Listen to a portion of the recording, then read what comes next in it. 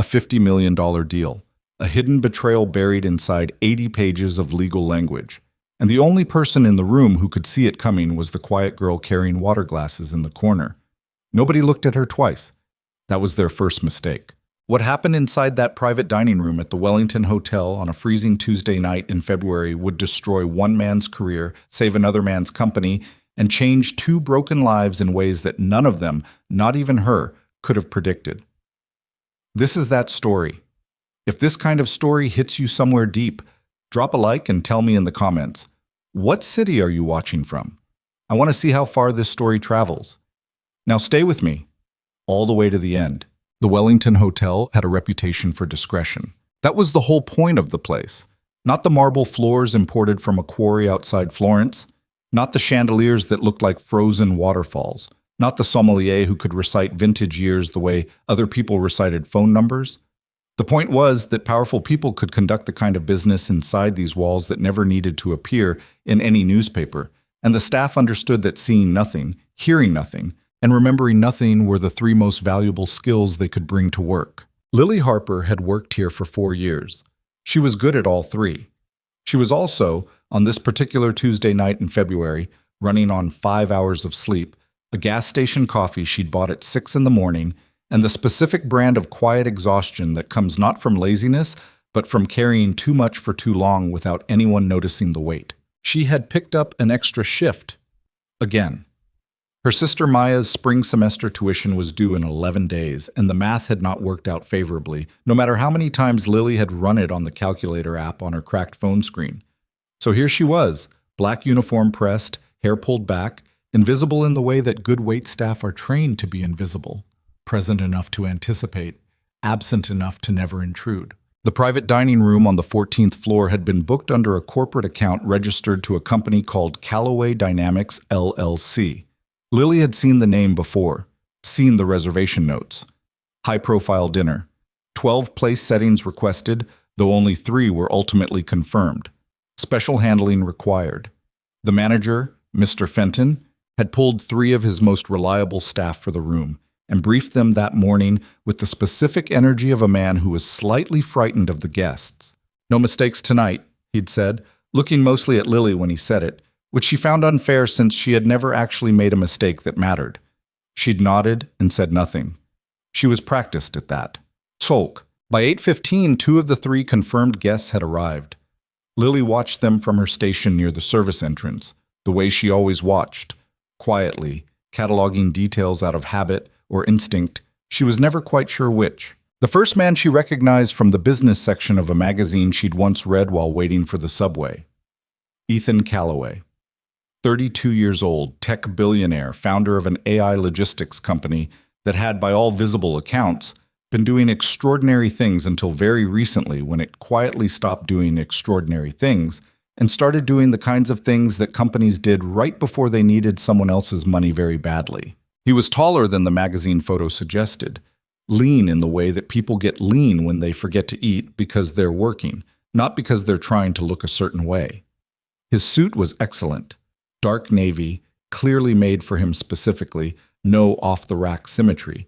But he wore it like a man who had dressed in a hurry or who simply didn't think about his appearance as a separate category from the rest of his life. His jaw was set tight. His eyes moved around the room in the specific pattern of someone who was calculating risk and not finding the numbers encouraging. He checked his phone twice before he sat down, both times the same way. Thumb to the screen, brief scan, screen dark again. Not messages. Something else. Maybe his daughter. Lily had heard, the way you hear things in service work without trying, that he had a little girl, 7 years old, that his wife had died, that he had raised the child alone while building a company from scratch, that he had not, as far as anyone could publicly observe, taken a vacation or a personal day in the past 3 years. Looking at him now, she believed it. The second man was named Damian Pierce. Lily knew this because he had handed her his coat upon entering the room as though she were a coat rack that happened to be shaped like a person, and said his name while doing it, not as an introduction, but as a kind of announcement. "I am Damian Pierce. Handle my belongings accordingly." His coat was cashmere. His watch was the kind that people bought to make other people ask about it. He was around 40, the kind of man whose handsomeness had once been genuine and was now maintained through considerable effort and considerable vanity about that effort. He sat across from Ethan and immediately began talking, the kind of talking that wasn't conversation, it was performance. He gestured a lot. He said the word leverage 4 times in the first 3 minutes. He said frankly before statements that were anything but frank. Ethan listened, nodded occasionally, said very little. Lily had spent enough time in rooms like this to know that the dynamic between these two men was not equal, and that Damian Pierce either did not know this or did not care. The third guest had not yet arrived.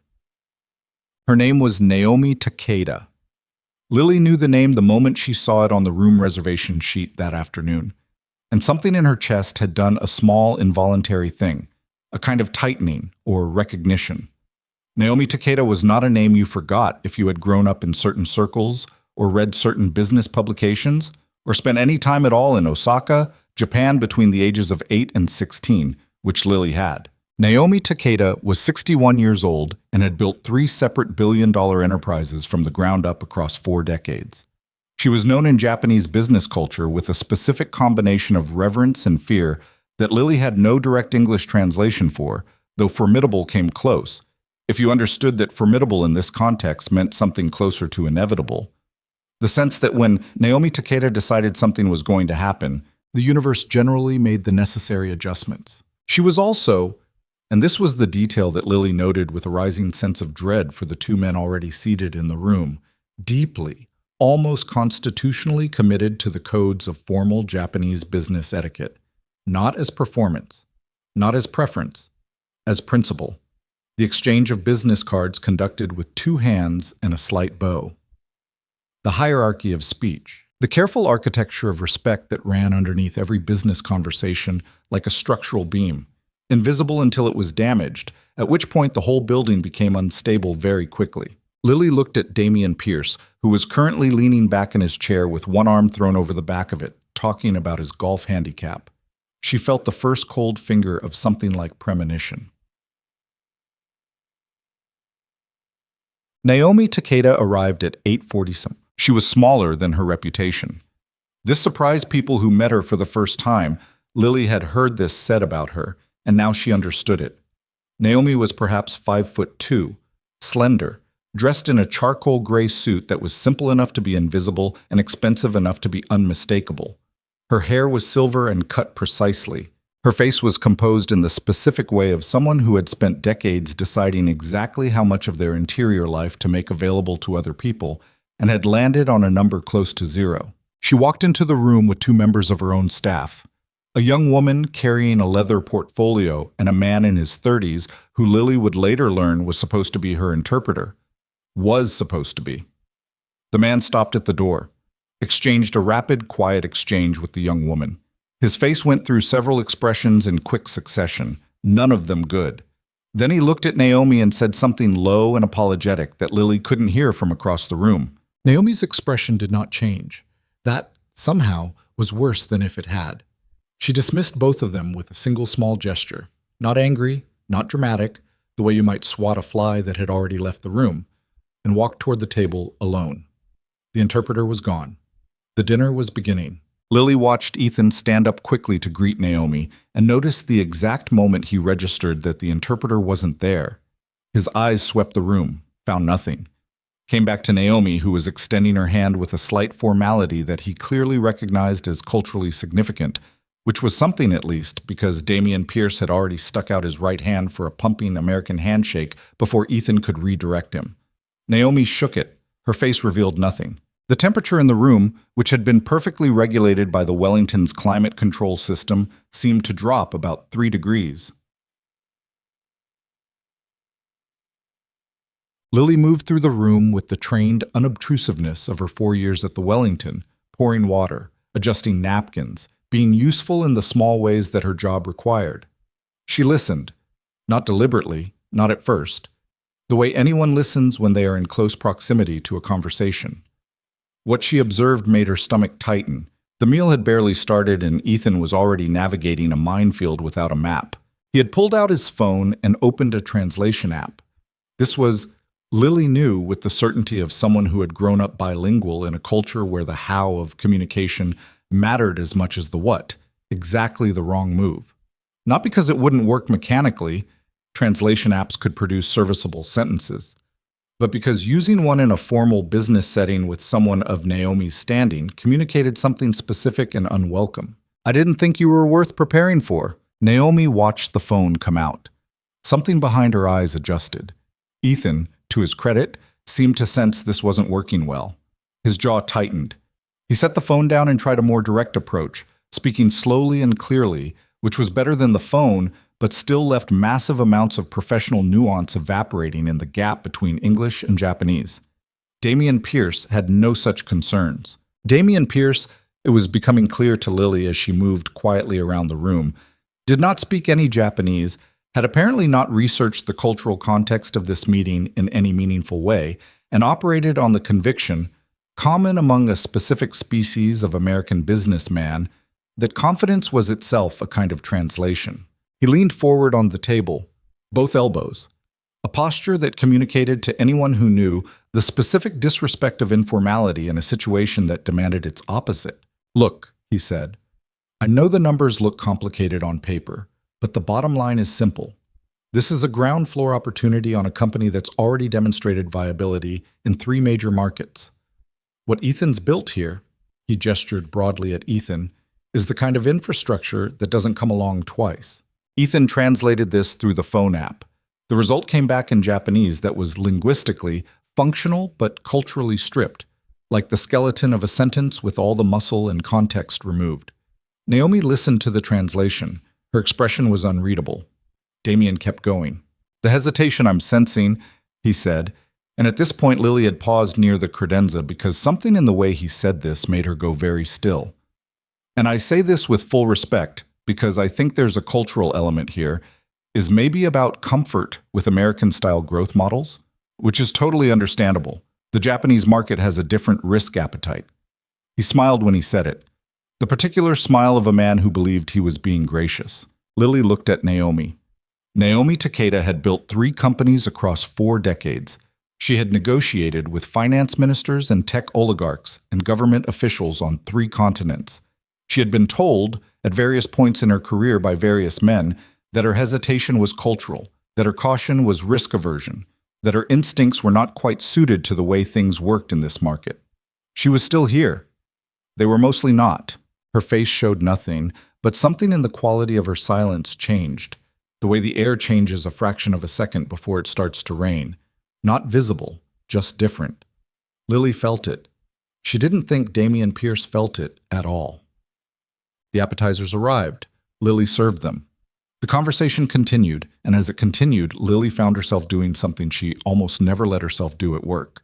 She stopped being invisible and started paying close attention. Naomi spoke only occasionally, in Japanese, and when she did, the phone translation mangled the register so badly that what came through as "the terms require clarification" was actually, Lily knew, something closer to, "I find the structure of this proposal deeply inadequate, and I question whether we share the same understanding of what this partnership would require." The difference was not small. The difference was the entire deal. Ethan was sharp enough to know something was being lost in translation. She could see it in how he watched Naomi's face, trying to read the emotional content that the words weren't carrying. He asked careful questions. He listened well. For a man conducting a meeting he clearly wasn't prepared to conduct in the most important language in the room, he was doing the best he could. Damian Pierce was conducting an entirely different meeting in his head, one that was going much better. "I've got the contract documentation here," Damian said at one point, producing a leather-bound folder from his bag with the specific flourish of someone who had practiced that gesture in the mirror. "We can walk through the key clauses tonight, get Naomi's team to review the details, and have something in principle by end of week." He slid the folder across the table. Lily was refilling water glasses near the table's edge. She was close enough to see Naomi open the folder and begin reading. She was close enough to watch Naomi's hand stop moving. It was a small thing, the kind of thing you'd only notice if you were watching closely, or if you'd spent years learning to read the tiny physical signals people gave off when something went wrong. Naomi's hands, which had been turning pages with the practiced efficiency of someone used to reviewing documents quickly, simply stopped. 1 second, 2, 3. Then she continued, her face showing nothing, and Lily moved away from the table and went back to her station and tried to name the feeling crawling up the back of her neck. The main course came and went. Lily watched Damien grow louder as the evening progressed. Not drunk exactly, he'd had only 1 glass of wine, but looser, more expansive, more certain. He was telling a story now about a deal he'd closed in Singapore that involved a government minister and a misunderstanding at a golf resort that had apparently resolved itself through the power of his own personality. He told this story directly at Naomi. He paused in the right places for laughter. Naomi did not laugh. Ethan looked at his phone. Lily thought, from a distance, that the message he was reading might be from his daughter. Something in the way his expression shifted, briefly, into something softer before it closed again, like a door opening and quickly shutting. And then Damien Pierce said the thing. Lily was at the service station, 12 feet from the table. She heard it clearly. She wasn't sure Ethan caught it because Ethan was still looking at his phone, and the way Damien said it was quiet enough to be deniable but loud enough to be heard if you were paying attention. He was talking to the other man on his team, a young associate who had been mostly silent all evening. And he said, low and dismissive, with the specific casualness of someone who assumed certain things were simply understood. This is going to be a slog. She's being difficult. They get like this when they can't control the room. They. Lily went completely still. The associate looked uncomfortable, said nothing. Lily looked at Naomi. Naomi was looking at the menu. Her face showed nothing, but her hands, folded on the table, had gone very slightly rigid in the way of someone who has heard something they chose, for reasons of their own, not to visibly react to. She understood English. Lily had not been certain of this before. She was certain now. Naomi Takeda had understood every word Damien Pierce had said all evening, including the Singapore story, including the comment about risk appetite, including the thing he'd just said to his associate. She had simply declined to speak it. There were reasons to do that. Political reasons. Strategic reasons. Personal reasons. The particular choice of someone who wanted to know what people said when they thought you couldn't understand before deciding whether to trust them with anything of value. Looking at Naomi's hands on the table, Lily thought, she's deciding right now whether to walk out. And then she looked at Ethan Calloway, at the tension in his shoulders, at the folder sitting on the table in front of Naomi, at the things she had noticed when Naomi's hands stopped moving while reading the contract. And something inside her did a slow, awful calculation. She had seen this before, not in this room, not with these people, but the shape of it, the hidden clause, the partner who talked too much, the document that looked like an opportunity but was something else entirely. She had seen this before in the most specific, most personal way a person can see a thing, her father's business. The men who had come with contracts and smiles. The clause buried 30 pages in that had quietly signed away everything he'd spent 15 years building. The phone call that had come on a Thursday morning when Lily was 17, and her mother had sat down in the kitchen with the specific heaviness of someone who understood that everything was different now. Her father had never recovered, not really. Looking at Ethan Calloway, this quiet, tired man who had buried his wife and raised his daughter alone and built something from nothing, who was currently being navigated into a disaster by the man sitting 3 feet away from him. Lily felt something in her chest that she didn't have a clean name for. It was not pity, it was not heroism. It was more complicated than either of those. It was the feeling of recognizing a cliff in the dark and having the specific, terrible knowledge that someone you don't know is walking toward it. Her hands were shaking slightly when she set down the water pitcher. She took a breath. She did not step forward. Not yet. Because stepping forward meant risking everything she had. Her job, the shift income, Maya's tuition, the thin, careful life she had constructed. For strangers in a room where she was supposed to be invisible. She stood at her station and watched and waited and told herself she was going to stay exactly where she was. And then Damien Pierce leaned across the table toward Naomi and said, in the cheerful voice of a man closing a deal he considered already closed, "So, are we ready to move this forward? I think we've covered all the bases. Ethan's prepared to commit to the framework tonight if you are." Naomi looked at him. Then she looked at the contract folder. Then she looked at Lily. It was brief. The look lasted perhaps 2 seconds, but it was direct, and it was certain, and it was the look of someone who had understood exactly where the only honest person in the room was standing. Lily met her eyes. Naomi held her gaze for one long moment. Then she looked back at the table, and Lily, standing 12 feet away in her pressed black uniform, with her heart pounding and her hands still, thought, "She knows. She knows I understand her, and she's waiting to see what I do about it." The decision didn't feel like a decision. That was the thing Lily would think about later, in the weeks and months that followed, when people asked her why she did it. It didn't feel like courage. It didn't feel like calculation. It felt mostly like the thing that happens when you've been holding your breath for a long time, and you simply stop.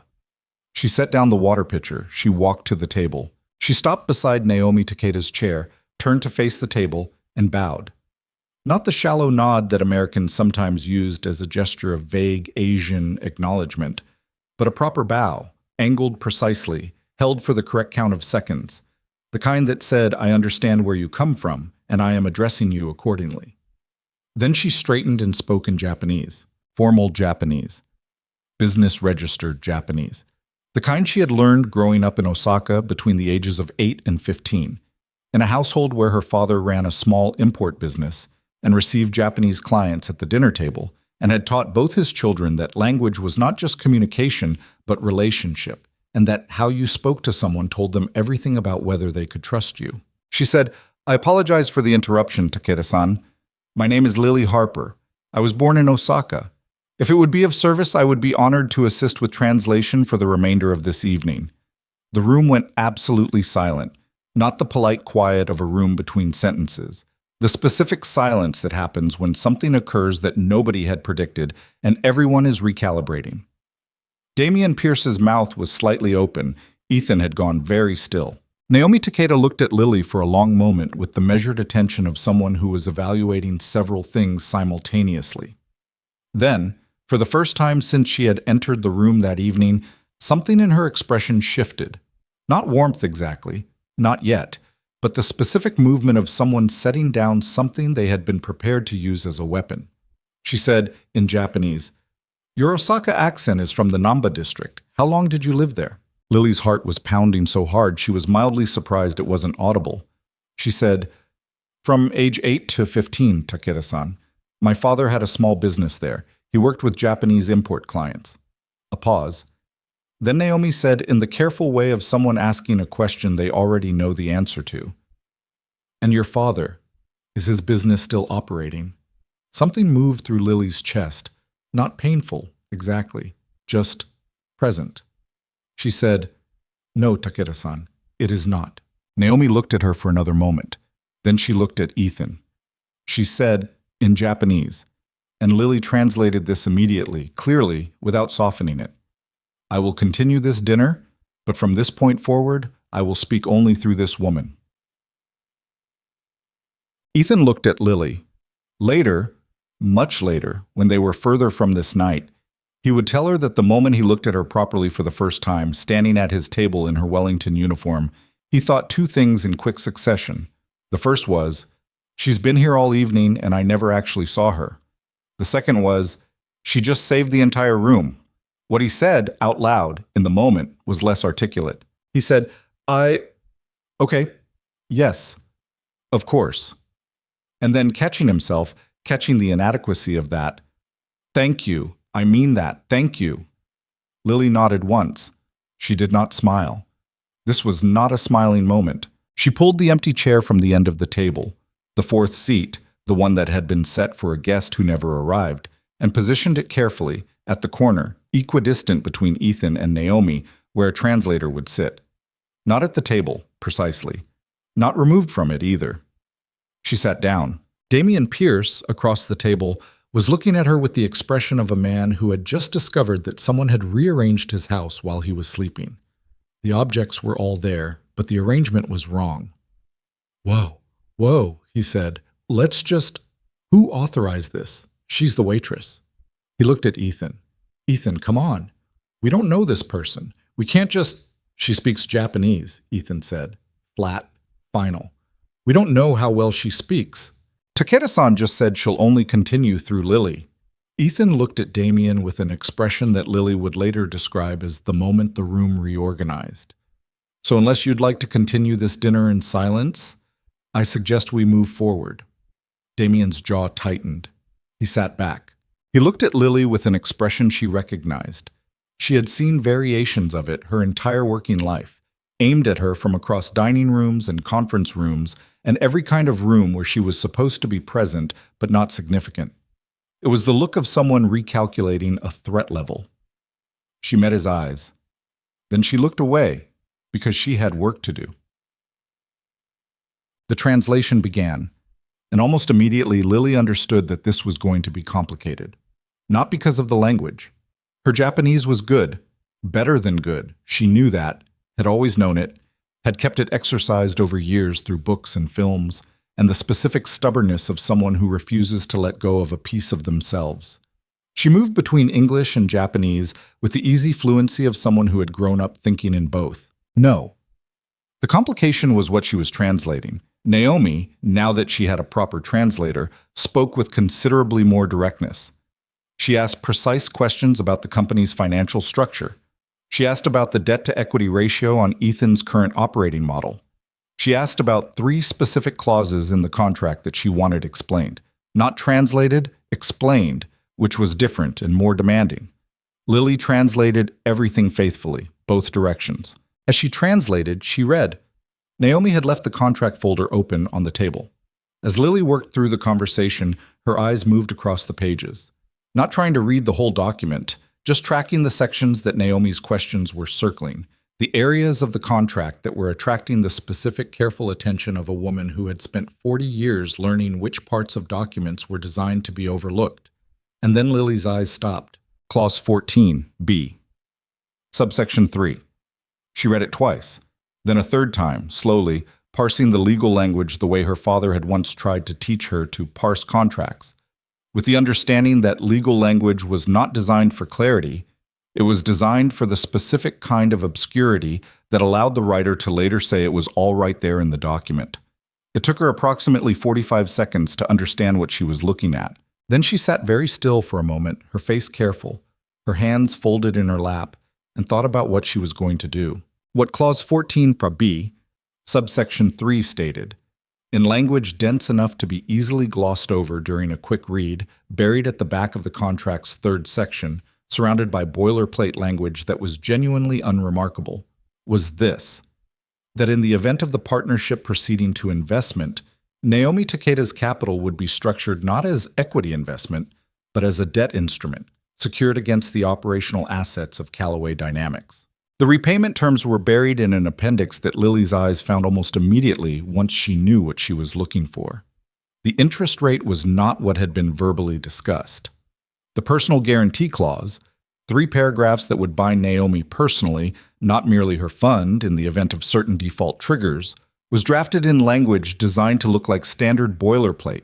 It was not standard boilerplate. The total exposure, if Lily was reading it correctly, and she thought she was north of $80 million, structured so that Naomi would appear, in any subsequent legal proceeding, to have entered the agreement knowingly. Lily's hands were completely still in her lap. She looked at Damien Pierce. He was leaning back in his chair, one leg crossed over the other, watching the conversation with the expression of a man who was watching something go according to a plan he'd made a long time ago. She looked at Ethan. He was leaning forward, engaged, following the translated conversation with the intensity of a man who was fighting hard for something important. He had no idea. She could see that clearly. The openness of his posture, the way he responded to Naomi's questions with the specific earnestness of someone who genuinely believed in what he was selling. He had not read that clause. Or if he had, he hadn't understood what it meant. Or, the thought moved through her quickly and left a cold trace, he had trusted his partner to prepare the documentation correctly, the way you trust someone you've worked alongside for years, the way trust works until the specific moment it stops working. Lily thought about her father. She thought about the phone call on the Thursday morning. She thought about Maya's tuition, which was due in 11 days, and her shift schedule for the rest of the month, and the 3 years it had taken her to build a reputation at the Wellington that kept her on the priority call list. She looked at Naomi. Naomi was waiting for the translation of Ethan's last answer. Her eyes, which had not left Lily's face since Lily had first spoken Japanese in this room, moved almost imperceptibly to the contract folder. Then back to Lily. She's seen it, Lilia thought. She's already seen it. She's waiting to see if I saw it too. Lily translated Ethan's answer, accurately, completely.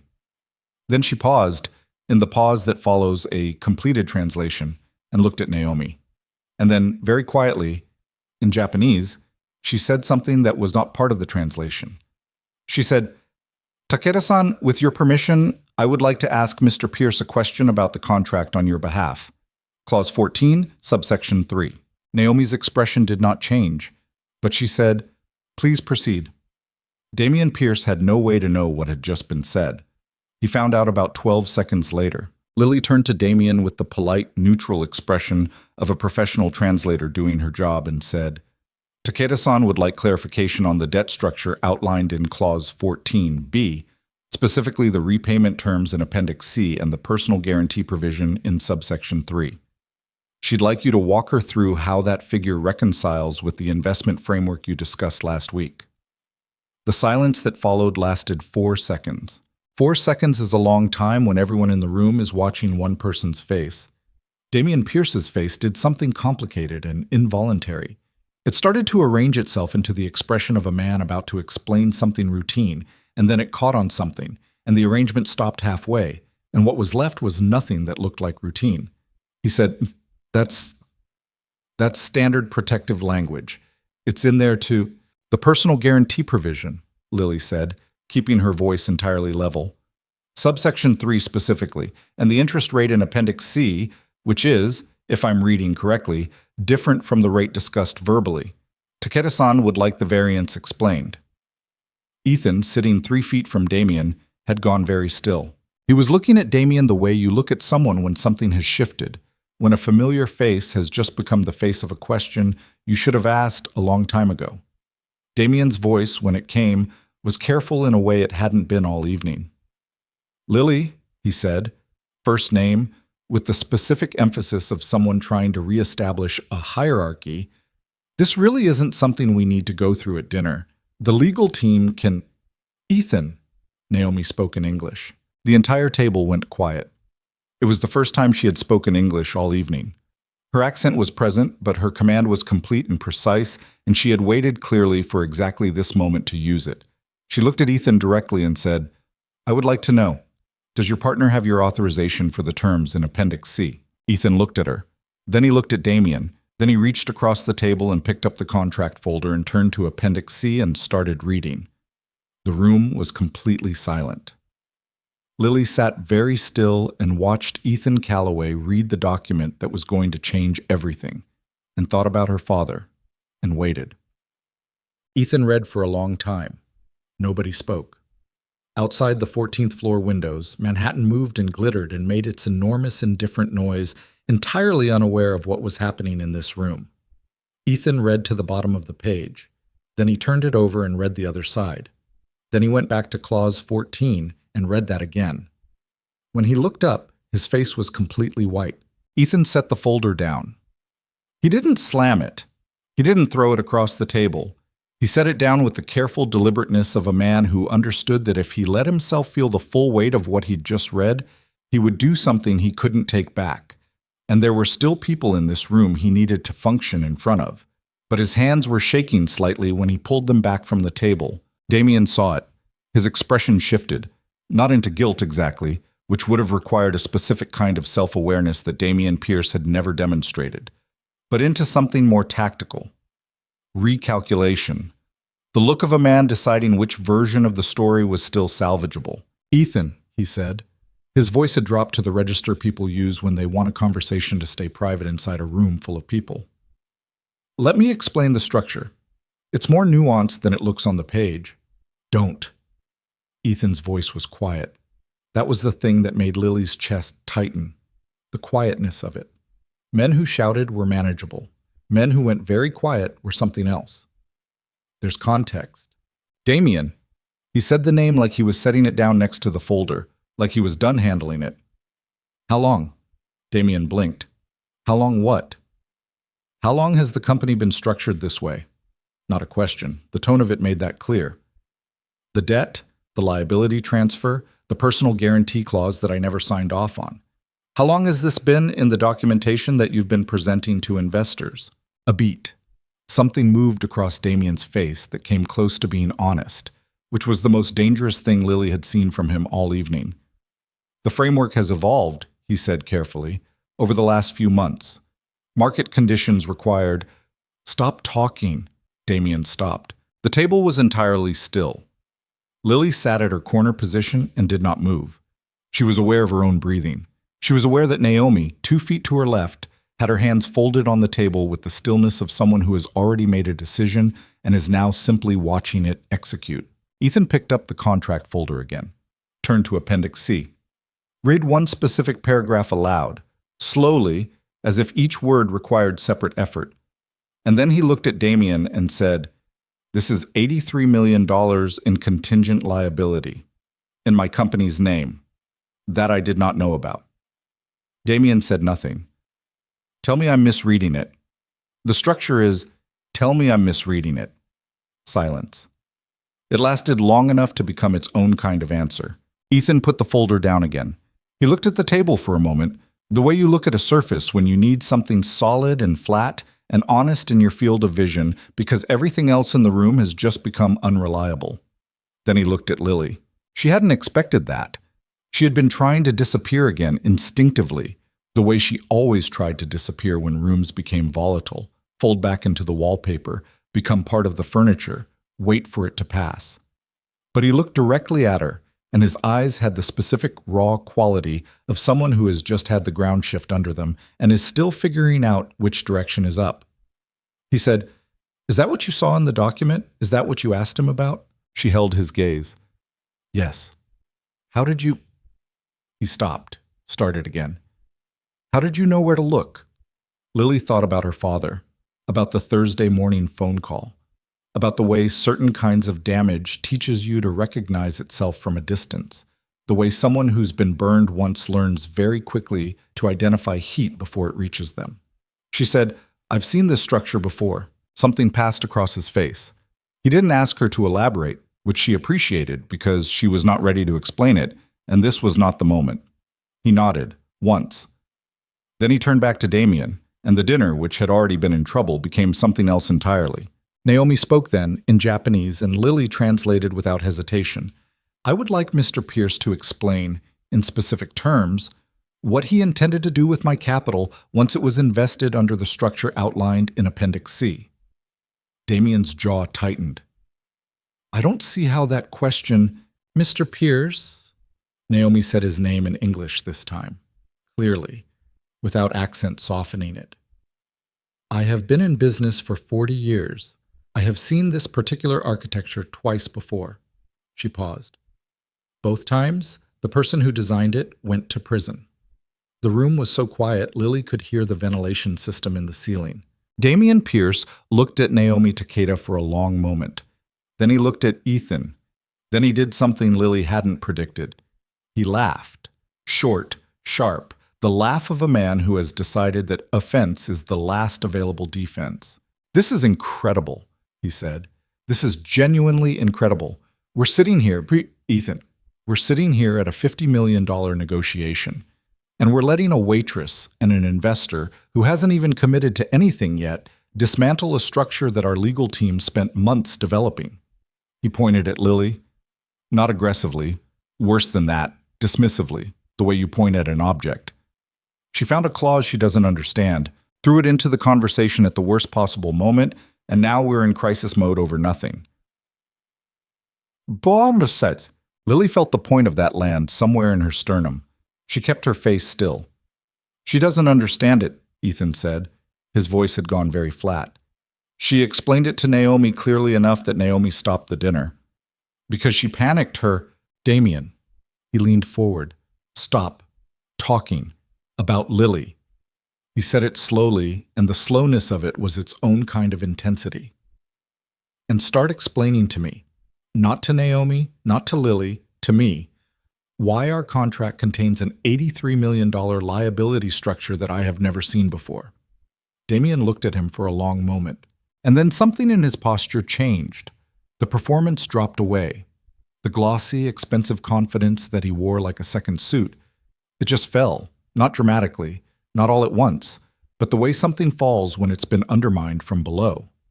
Slowly, and then completely. What was left underneath was something smaller and older and less impressive. The company was going to fold, Damien said. His voice was different now, quieter, less curated. You know that. You've known for months. The Series B didn't close. The European deal collapsed. We were 6 months from payroll problems that we couldn't paper over anymore. He looked at Ethan with the specific intensity of someone who needs to be believed. I needed a solution, something that bought us time. The liability structure was a bridge, a way to bring in capital without revealing the full scope of our debt position to the investor before the deal was finalized. Once the money was in, we had runway to restructure, using her money to cover debt she didn't know she was inheriting. Lily said it quietly, in English, not as a translation, but as a statement. Damien's eyes cut to her. That is what you're describing, she said. She kept her voice even.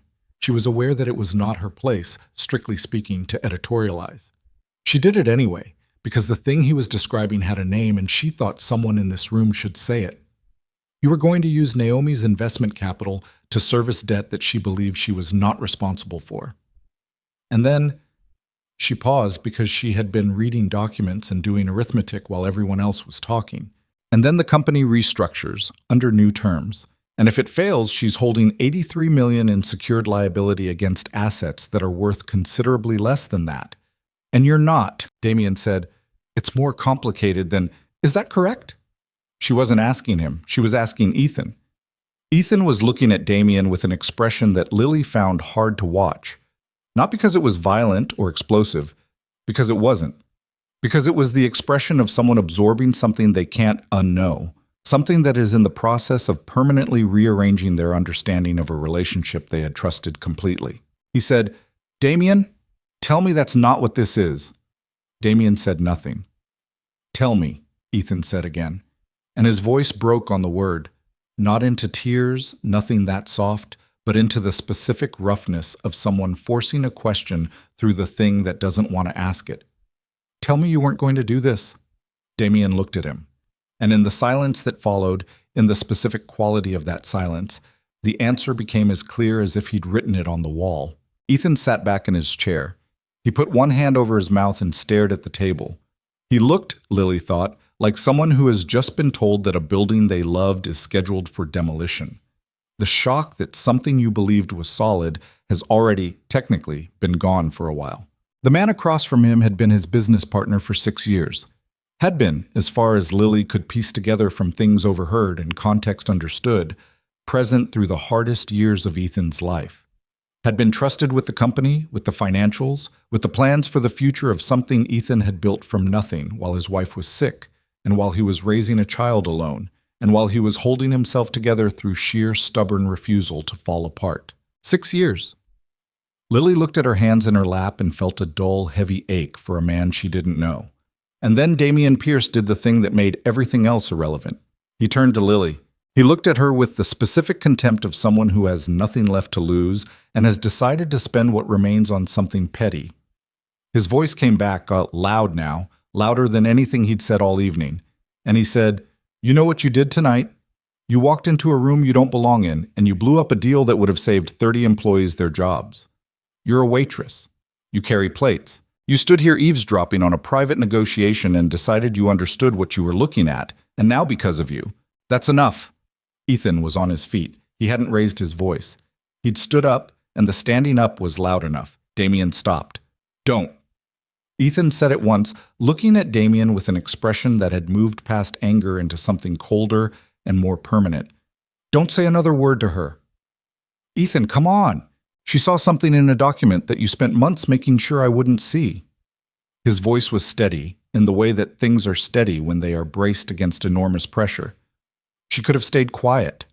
She could have served the food and gone home and let it happen. She didn't. And you want to stand there and talk to her like she's the problem in this room. He shook his head once. No. Damien's eyes moved between Ethan and Lily and Naomi, and the calculation in them was visible and desperate and ugly. He was trying to find the angle, the play, the version of this that still worked. There wasn't one. Naomi spoke, in Japanese, calm, measured, with the specific cadence of someone who has been waiting for the correct moment and has determined that it has arrived. Lily translated, "I would like security, please. Mr. Pierce will be leaving now." Damien stared at her. "You can't. The document you presented to me tonight constitutes investment fraud under 3 separate jurisdictions that I am aware of," Naomi said, in English this time, looking directly at Damien with the eyes of someone who has outlasted considerably more dangerous people than him. "My legal team will be filing the appropriate notifications in the morning. I suggest you spend the time between now and then consulting with your own." The color drained from Damien's face in a way that was almost physically dramatic, like watching a tide go out. Lily pressed the service call button at the table. Within 90 seconds, 2 members of the Wellington security team appeared at the door. They were discreet about it. The hotel was good at discretion, but they were also unambiguous. Damien looked at Ethan. Ethan looked back at him. Whatever Damien was looking for in that look, some version of the partnership, some version of the last 6 years, some thread of the connection that might still hold. He didn't find it. Ethan's face was closed, not cruel, not triumphant, just closed, the way a door closes when someone has made a final decision about what's on the other side. Damien picked up his jacket from the back of his chair. He picked up his bag. He straightened his collar with the reflexive vanity of a man who couldn't stop performing even at the end of his own humiliation. He walked to the door. He stopped there for a moment, his back to the room, and Lily thought he was going to say something. Some last word. Some attempt at the closing statement he'd been denied. But he didn't. He walked through the door, and the security team followed, and the door closed behind them. The room exhaled. Not audibly, but the quality of the air changed, the way it changes when something that has been under pressure is finally released. Lily sat very still in her chair at the corner of the table. She was aware that her hands, which she had kept still and controlled through the entire confrontation, were now trembling slightly under the table where nobody could see them. She was aware that she had just done something that was going to have consequences, the shape of which she couldn't fully see yet, and that she was not, despite what the last 40 minutes might have suggested, a person who was comfortable with confrontation, or with risk, or with being in the center of rooms where important things happened. She was a person who carried plates and kept other people's secrets and went home to a small apartment in Queens where her sister was probably asleep already, and she was tired, and her feet hurt from the double shift, and some part of her was still standing in her parents' kitchen on a Thursday morning 17 years ago, watching her mother sit down slowly at the table like the strings holding her up had been quietly cut. She pressed her hands flat against her thighs to stop the trembling. Ethan sat back down.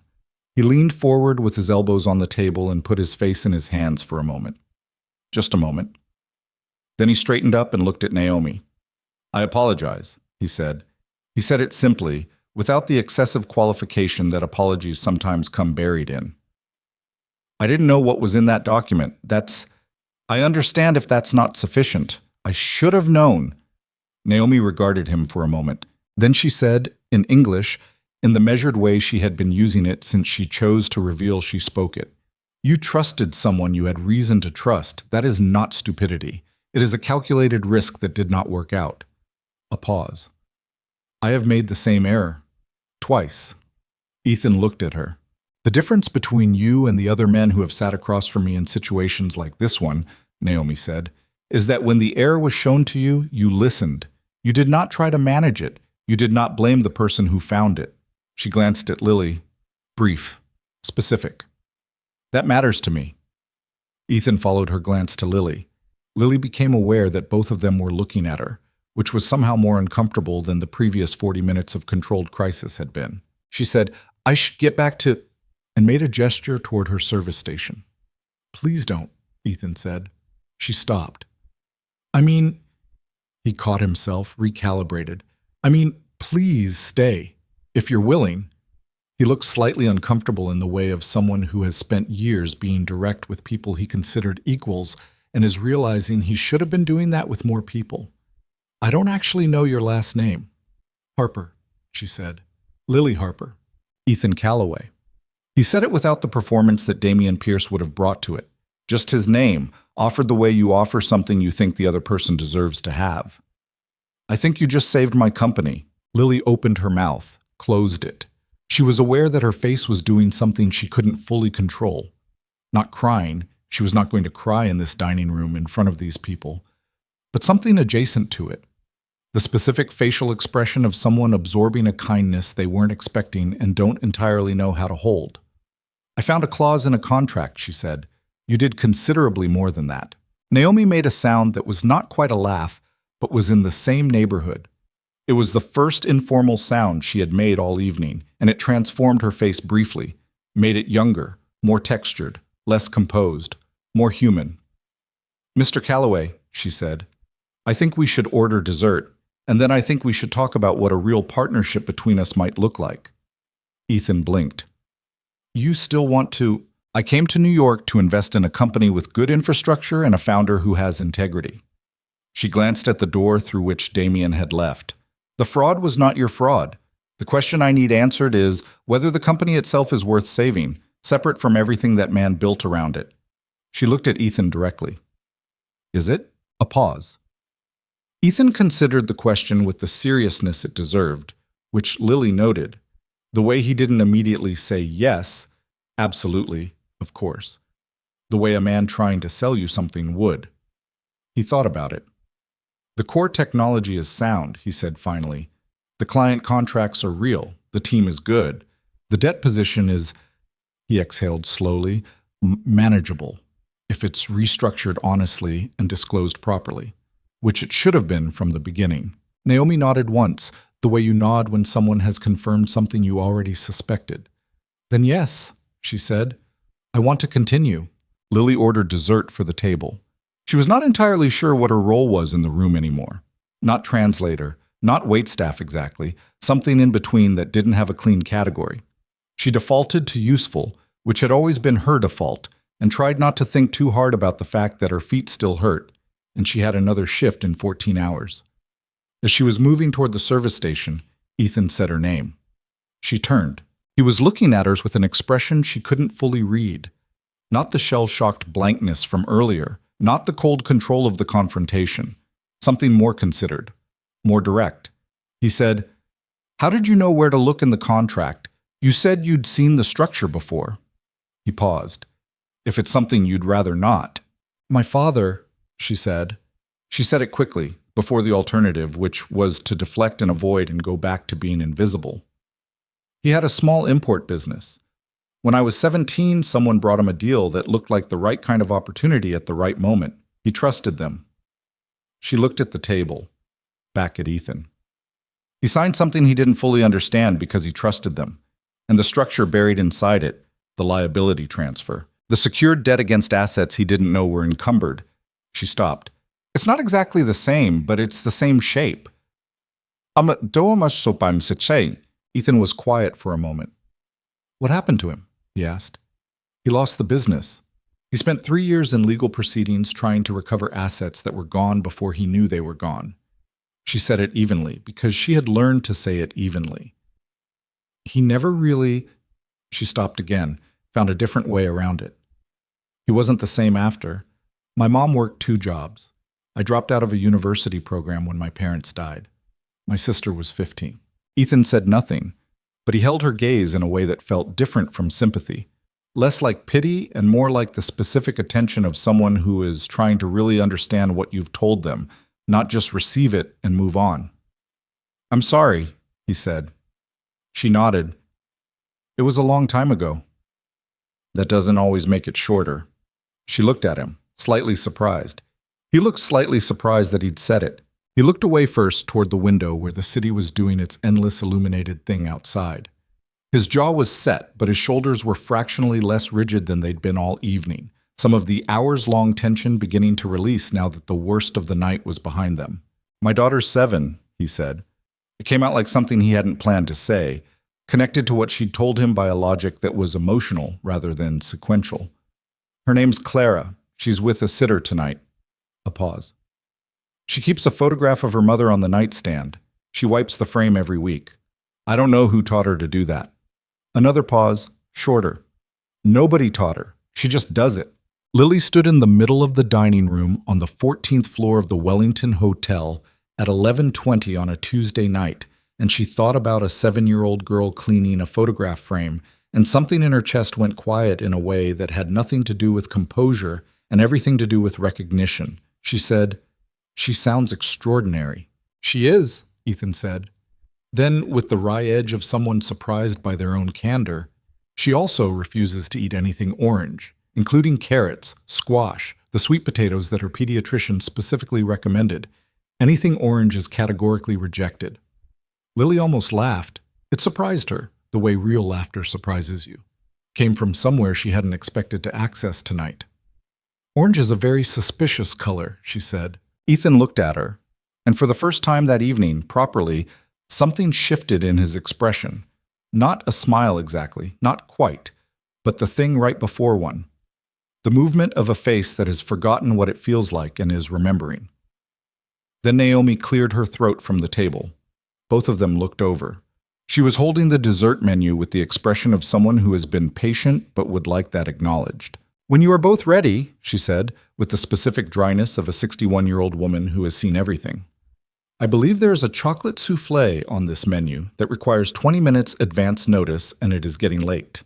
Lily went back to the table. She took the dessert order. She communicated it to the kitchen. She moved through the rest of the motions of her job with the practiced efficiency of 4 years of doing exactly this, and tried not to think about the fact that her entire body was vibrating slightly, still, from the sustained adrenaline of the last 2 hours. She caught a glimpse of herself in the mirrored panel near the service entrance as she passed. Pressed black uniform, hair still neat, expression controlled, and thought, "You look exactly the same as you did when this evening started." It seemed impossible somehow. The particular impossibility of exteriors. The soufflé arrived at 11:45. They ate it. The conversation shifted slowly into the kind of talk that follows crisis. Quieter, more careful, with the specific texture of people who have been through something together and are not yet sure what they are to each other on the other side of it. Naomi asked Lily questions. Not interrogating, asking genuinely, the way someone asks when they are interested in the answer for its own sake. How long had she lived in Osaka? What part of the city? What her father's business had dealt in? Lily answered honestly, which was not her instinct but felt, in this room on this night, like the only register that made sense. Ethan mostly listened. He ate his soufflé slowly. He checked his phone once, and Lily saw the screen light up and saw the wallpaper photo. A little girl with dark eyes and a gap-toothed smile holding what appeared to be a very large stuffed rabbit, before the screen went dark again. His face when he looked at the photo lasted about 1 second, and in that second was everything a person needed to know about Ethan Calloway. Somewhere around midnight, Naomi folded her napkin with the careful precision she brought to everything and said, "I have a proposal. A different one from what we came here to discuss." She looked at Ethan. "I would like my team to do a proper audit of Calloway Dynamics' actual position. Honest numbers, disclosed properly. No Appendix C surprises. If the underlying business is what you've described tonight, I am prepared to discuss a restructured partnership that doesn't require anyone to commit fraud against me." The faintest trace of dry humor moved through her voice. "I find I prefer it that way." Ethan said, "I would welcome that entirely." Then Naomi looked at Lily.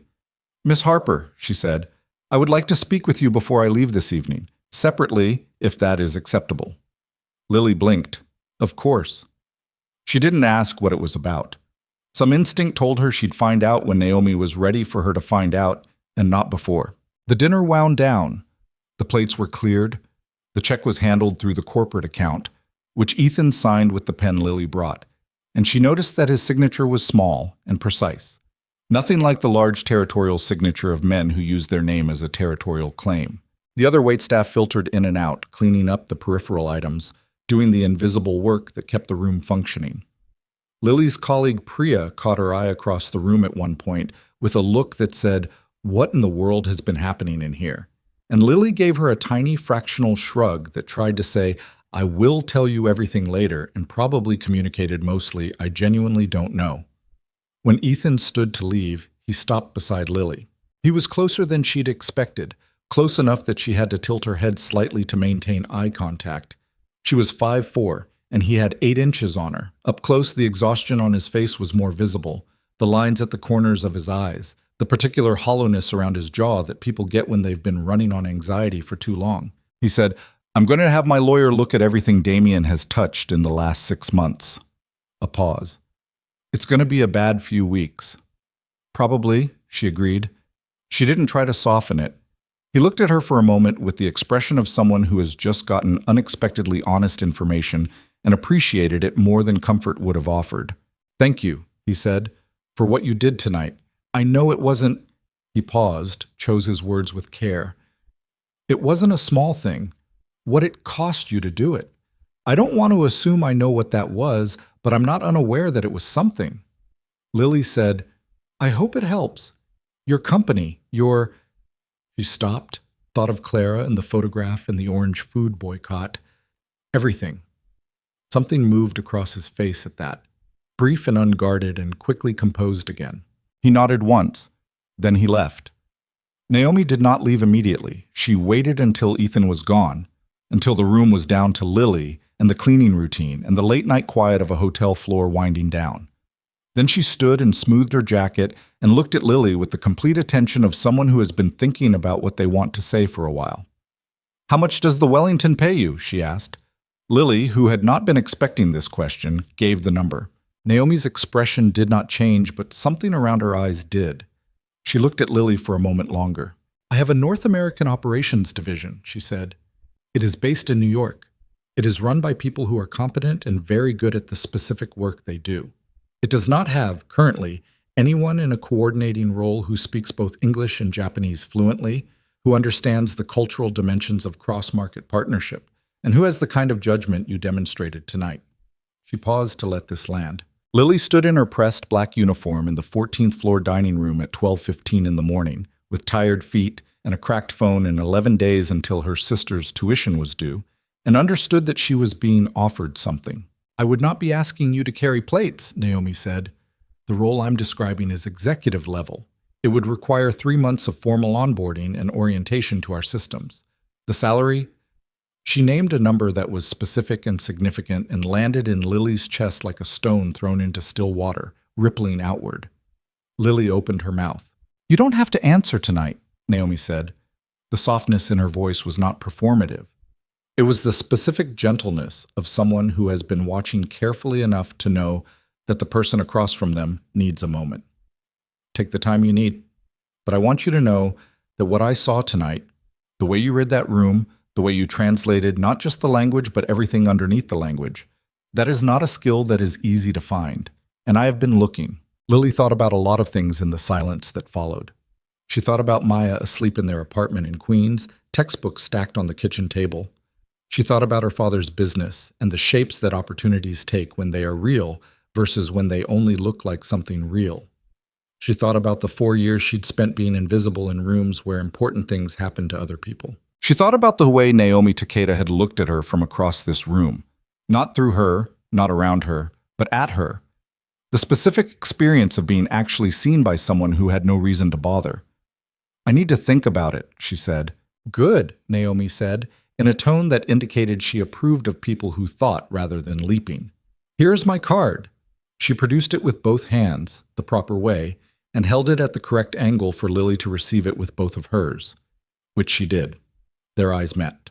Naomi's expression held something that Lily would think about later, turning it over and looking at it from different angles, trying to place it. It was not pity, and it was not charity, and it was not the look of a powerful person bestowing something on a lesser one. It was more like recognition. The look of one person seeing something in another person that they had once seen in a mirror, a long time ago, in a different kind of room. "Good evening, Miss Harper," Naomi said, and bowed, at the correct angle, held for the correct count. Lily bowed back. Naomi left. The room was empty. Lily stood in the middle of it for a moment, alone with the cleared tables and the lingering smell of the soufflé and the city moving silently outside the floor-to-ceiling windows. She held Naomi's business card in both hands. She looked at it.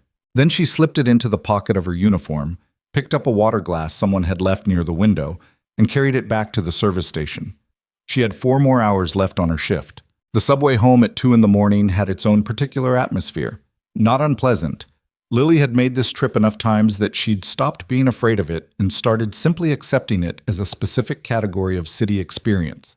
The late-night train with its scattered passengers, each one sealed inside their own exhaustion or their own thoughts. None of them looking at each other with anything more than the peripheral awareness of people who have agreed, silently, to share a space without acknowledging it. She sat in a window seat and watched the tunnel walls go by and held Naomi's business card in her jacket pocket without taking it out. She could feel it there. The specific weight of something that had changed the geometry of an evening she'd entered expecting nothing more than a long shift and the usual ache in her lower back. The train lurched. A man across the aisle was asleep with his chin on his chest. A woman at the far end of the car was reading something on her phone with the specific focus of someone using reading to avoid thinking. Lily understood that impulse. She tried not to think, failed at it, which was standard. What she kept coming back to was not the offer, though the offer sat in her chest like something swallowed too large, waiting to be processed. But the moment just before she had spoken in Japanese, the moment where she had been standing at her service station, watching the deal fall apart, watching Naomi's hands go still on that document, watching Ethan's jaw work against something he couldn't name yet, and she had made the decision to step forward. Except it hadn't felt like a decision. That was the thing that kept snagging. Decisions had a specific sensation, the weight of alternatives, the awareness of choosing one thing over another. What she had felt was closer to inevitability, like the moment on a cold morning when you have been holding your coat closed with your hands, and your hands simply run out of strength, and the coat opens, and the cold comes in, and there is nothing to be done about it, because you were never going to be strong enough to hold it closed forever. She had been holding herself closed for a long time. She thought about that while the train moved underground through the dark. When she got home, Maya was asleep. The apartment was small in the way that New York apartments are small when you are not wealthy. Functionally small, everything positioned with the specific pragmatism of people who have learned to treat square footage as a logic problem rather than a comfort question. The kitchen table had Maya's organic chemistry textbook open on it, a mug with a tea bag still in it gone cold, and 3 index cards covered in Maya's handwriting fanned out in a study arrangement that had clearly preceded sleep by approximately 12 minutes. Lily moved quietly. She made herself a glass of water. She sat at the kitchen table with Maya's textbook and her cold tea, and the business card she finally took out of her pocket and laid flat on the table in front of her. Naomi Takeda. 3 lines of contact information. The cardstock was heavy, cream-colored, the printing precise and unfussy. The kind of card that didn't need to announce itself. She stared at it for a while. Then she turned it face down, drank her water, and went to bed.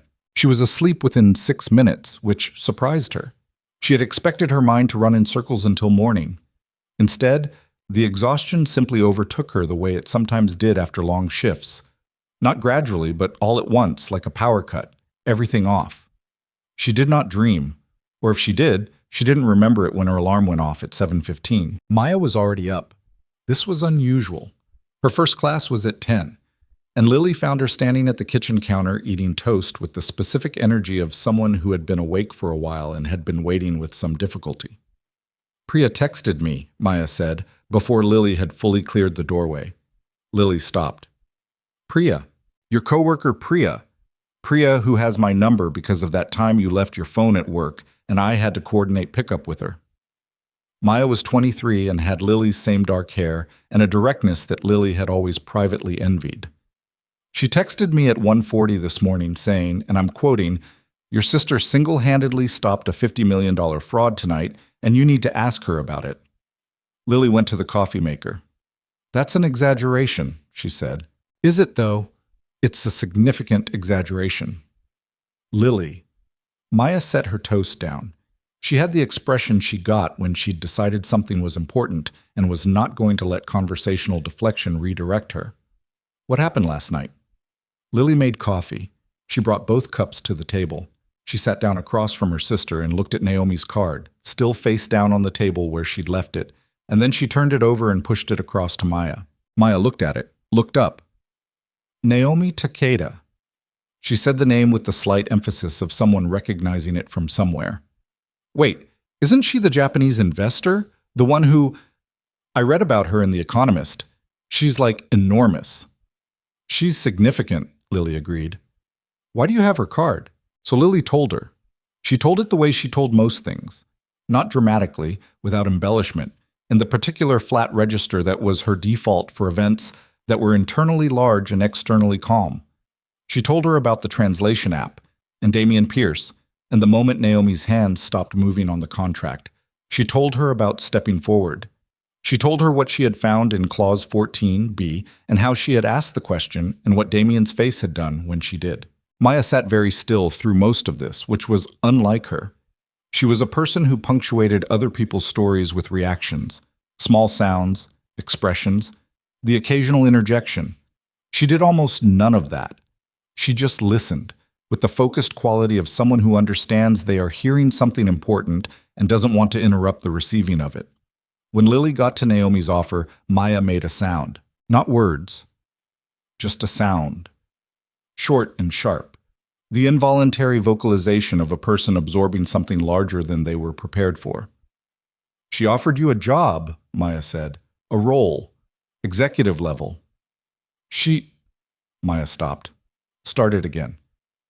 She offered you an executive level position. She said I don't have to answer right away. Lily.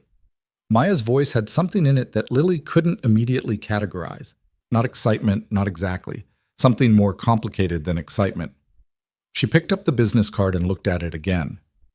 Lily, do you understand what this is?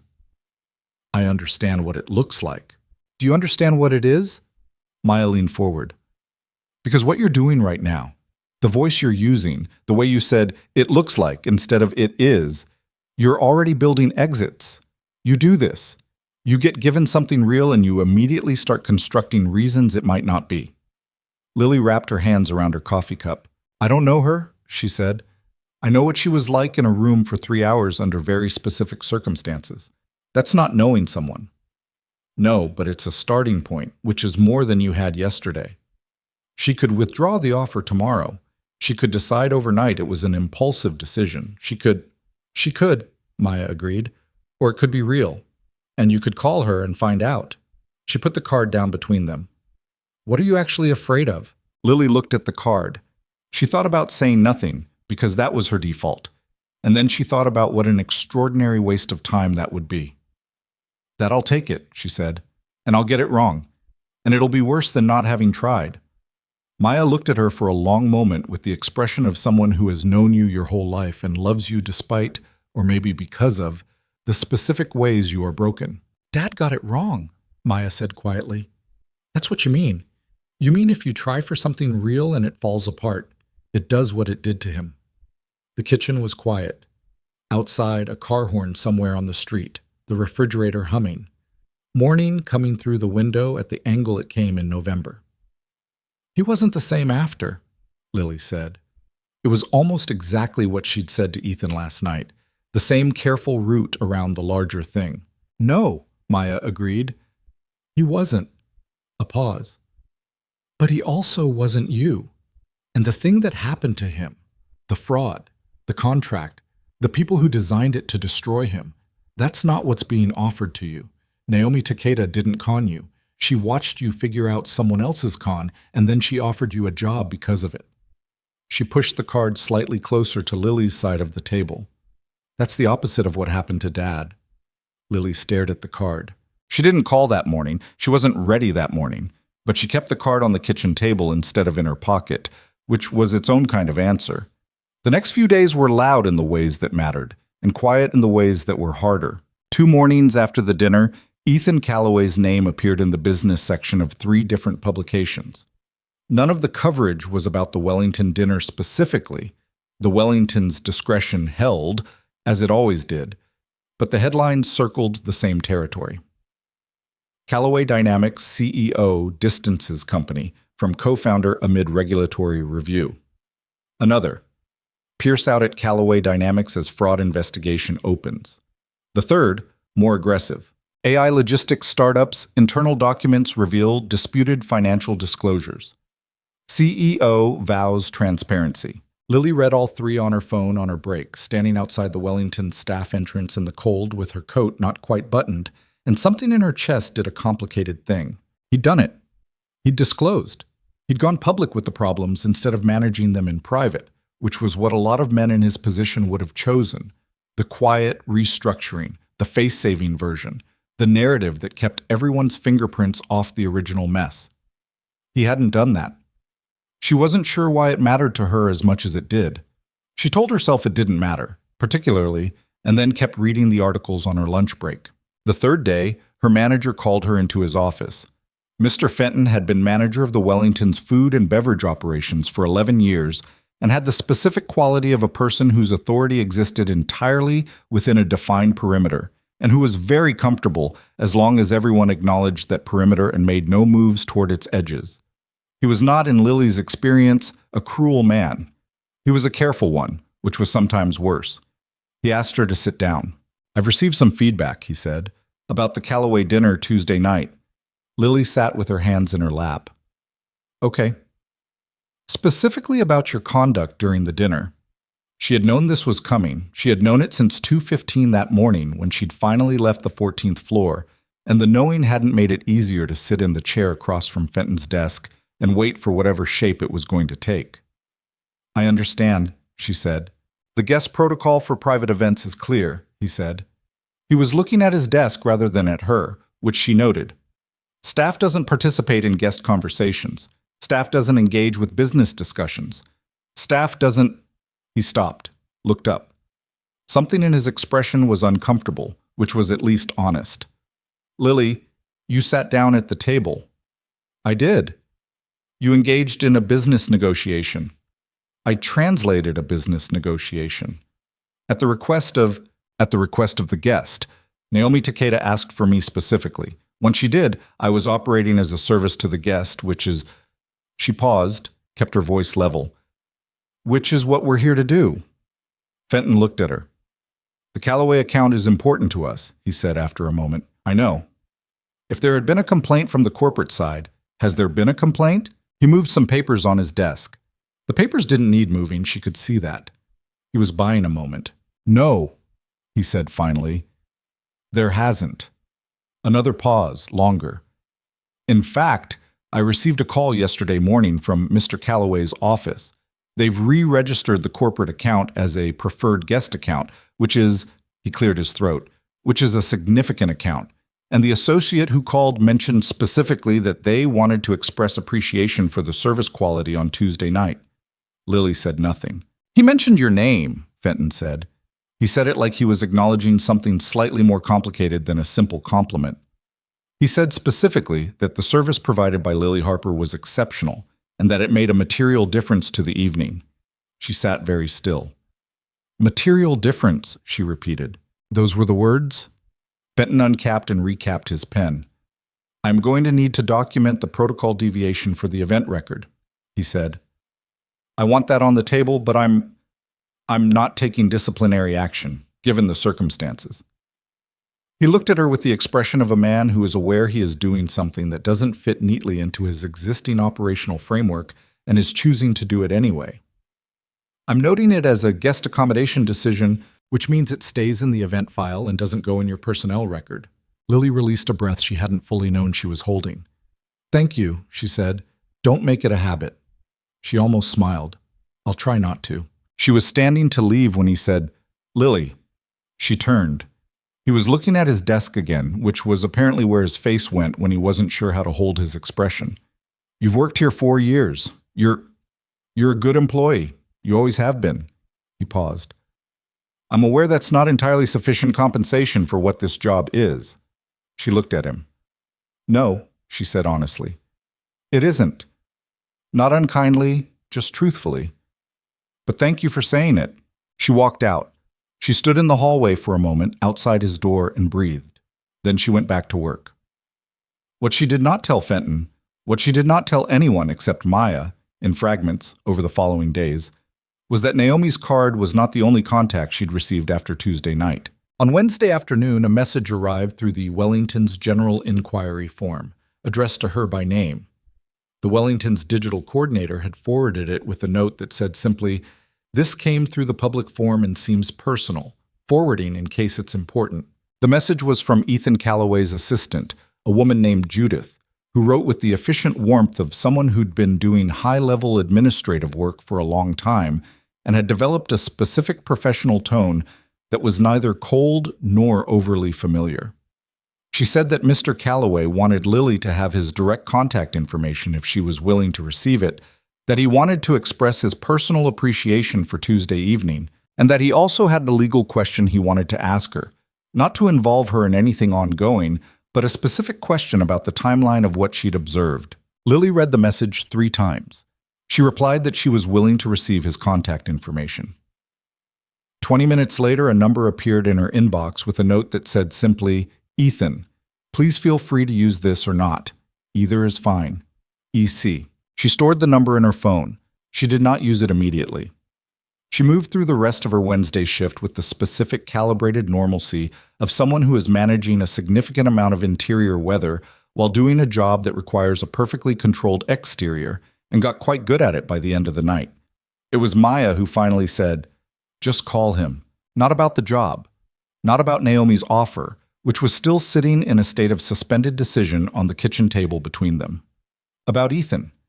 Specifically about the way Lily had mentioned his name 3 times in the space of a conversation that was ostensibly about something else, and the way she'd said it each time with the slight unawareness of someone who doesn't realize they keep returning to the same point. "I have no reason to call him," Lily said. "He has an assistant for the legal question. He gave you his personal number. That's standard for high-level contacts." Maya looked at her with the expression that meant she had opinions she was choosing to hold back out of tactical patience, and said, "Okay." Lily called him on Saturday morning. She told herself it was about the legal question. She called at 10:15 because that was a reasonable business hour on a weekend and not so early that it read as eager. He picked up on the second ring. "Lily." Not hello, is this Lily? Just her name, like he'd been expecting the call.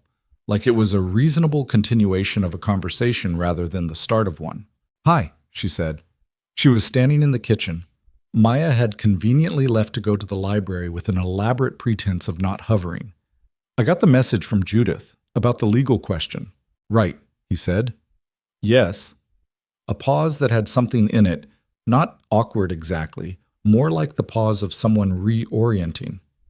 "Thank you for calling.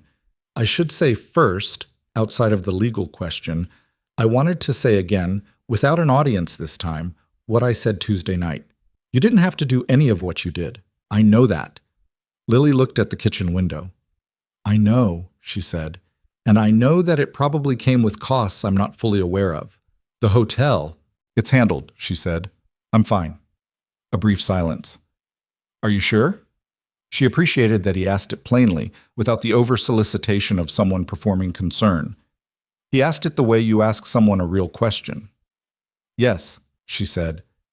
"Fenton gave me a note in the event file, and no disciplinary action. Mr. Calloway's office helped with that, I think." "Judith made a call," he said, with the slight directness of someone confirming rather than denying. "I hope that wasn't overstepping." "It wasn't. Thank you." "Good." Another pause. She could hear background noise on his end. Not office noise, something warmer. A television maybe, or she heard a small high voice say something indistinct, and then his voice away from the phone, quick and gentle. 2 minutes, Clara." Then back. "Sorry, I work from home Saturdays, loosely." "That's fine," she said. And then, before she could stop herself, "Is she with you today, Clara?" A beat. "Yeah, we're doing a puzzle. She's very emphatic about me not being allowed to touch the border pieces, which is apparently her domain." Lily almost smiled. "Strategic." "Completely. I'm only allowed to find the interior pieces and present them to her for consideration." A trace of something almost light in his voice. "I'm running a very junior role in this operation." She did smile this time. She turned away from the window so Maya couldn't see it through the glass if she happened to walk by, which was possibly paranoid but felt correct. "The legal question," she said, bringing herself back. "Right." "Yes." She heard him shift, the change in audio that meant he'd moved to a different room, lower background noise, more private. My attorneys are building a timeline of the contract's development, specifically when certain clauses were added, who had access to the drafts, that kind of thing. They've asked me to collect first-hand accounts from anyone who observed the dinner Tuesday, because the timing of when Damien presented the contract versus when certain revisions were made is apparently significant. I'd give a statement, she said, whatever form they need. You'd be willing to do that? Yes. A pause that was different from the earlier ones, more considered. It might mean some follow-up, a formal interview with the attorneys. It probably won't be complicated, but it'll take your time. I understand. Okay. He said it with a release of breath, Ma'am. Not relief exactly, more like the specific exhale of someone who'd been carrying something and has set it down and is checking how heavy it actually was. Judith will reach out with the details. A pause. Are you working today? The question was casual. She took it as casual. Tonight, she said. Evening shift. Do you always work weekends? I usually pick up what's available. She paused, considering how much explanation that required. My sister's in school. It helps. What is she studying? Biochem. She wants to go into pharmaceutical research. Lily leaned against the counter. She's very good. She studies like it's a competitive sport. That's good. That's good. He said it with the genuine warmth of someone who actually thinks it's good, not just the reflex of someone filling conversational space. Claire has already announced she wants to be either a marine biologist or a professional baker. I've been told these are not mutually exclusive. They're absolutely not, Lily said. That's what I told her. She was very satisfied with that answer. They talked for 11 more minutes. It was not about the legal question. It was about, she couldn't have said specifically, after exactly what it was about. It was about small things, the kind of conversation that has no particular agenda except that the people in it are finding it easier than they expected, and neither wants to be the first to end it. She was the first to end it eventually. She had things to do before her shift. He understood. He said he'd have Judith send the information about the attorney. She said she'd look for it. She said goodbye. He said her name when he said it. Goodbye, Lily. And she noticed this and told herself she was reading too much into a socially standard send-off. She stood in her kitchen after hanging up and thought, this is not going anywhere. And then she thought, he has a daughter and a company in crisis and a partner who just tried to defraud him, and he does not need any additional complications in his life. And then she thought, I have an offer from Naomi Takeda sitting on this table, and I need to decide what I'm going to do about it. She called Naomi on Monday. She had spent the weekend constructing arguments for and against, running the calculation multiple times in multiple directions, asking Maya questions that were really just the same question in different clothing, lying awake in the specific way of someone who has already made a decision and is waiting for themselves to admit it. She called at 9:30 Monday morning before her nerves had time to build a case against it. Naomi answered herself, not an assistant. Naomi directly on the first ring. Miss Harper, she said as though she'd been expecting this call on this morning specifically, which Lily found either impressive or slightly unnerving and decided it was probably both. Good morning, Takeda-san, Lily said. Then, I've thought about your offer. I assumed, Naomi said, with the minimal dryness that was apparently her version of warmth. And, Lily took a breath. I'd like to accept it, she said. If it's still available. A pause. Short. It is, Naomi said. Good. Another pause, this one warmer somehow, though her tone hadn't changed. I'll have my assistant contact you this week with the onboarding materials and a contract for your review. A beat. Read the contract carefully. Lily heard the specific intention behind that. I will, she said. And then, Takeda-san, thank you for seeing me. She hadn't planned to say it. It came from somewhere lower than planning. Naomi was quiet for a moment. You made yourself visible, she said finally. That required its own courage. A pause. I simply did not look away. After she hung up, Lily sat at the kitchen table for a long time. She looked at the place where the business card had been. She'd moved it to her wallet, finally, 2 days ago. And she thought about what it meant to accept something real and how different it felt from imagining it. It felt terrifying. It also felt, underneath that, like something solid, like ground she hadn't been standing on before. She was still sitting at the table when she heard Maya's key in the lock. Maya came in, dropped her bag, looked at Lily's face and said, "You did it." Not a question. "I called her," Lily said. Maya sat down across from her. For a moment, neither of them said anything. This was unusual for Maya, who filled silences by instinct and training. But she let this one sit, and Lily was grateful for it. "Dad would have been terrified for you," Maya said eventually. "I know. And then he would have been proud." She said it simply, the way simple things are best said. "He would have been really proud." Lily looked at the table. "Yeah," she said quietly. "I think so too." 3 weeks later, Damian Pierce was formally charged with securities fraud and wire fraud in connection with the Callaway Dynamics investment proposal. And 2 additional investigations were opened related to prior dealings that the original audit had surfaced. His lawyer issued a statement that contained the word misunderstanding 4 times, which Lily read in a news alert on her phone during her morning commute, and then put her phone away and stared out the train window for a while. She felt mostly tired. Not satisfied. She'd expected satisfaction, or something like it. The specific resolution that arrives when a bad thing that happened to good people gets officially named and addressed. But what she actually felt was tired in the specific way of someone who has been holding something for a long time and has only just put it down. The tiredness that comes after, not during. She thought about her father, about the men who had brought contracts and smiles to his door, about whether any of them had ever been charged with anything, or whether the legal architecture of what they'd done had been just opaque enough, just technical enough, to stay in the category of sharp practice rather than fraud. She suspected the latter. She would never know for certain. What she knew was that this time it had gone differently.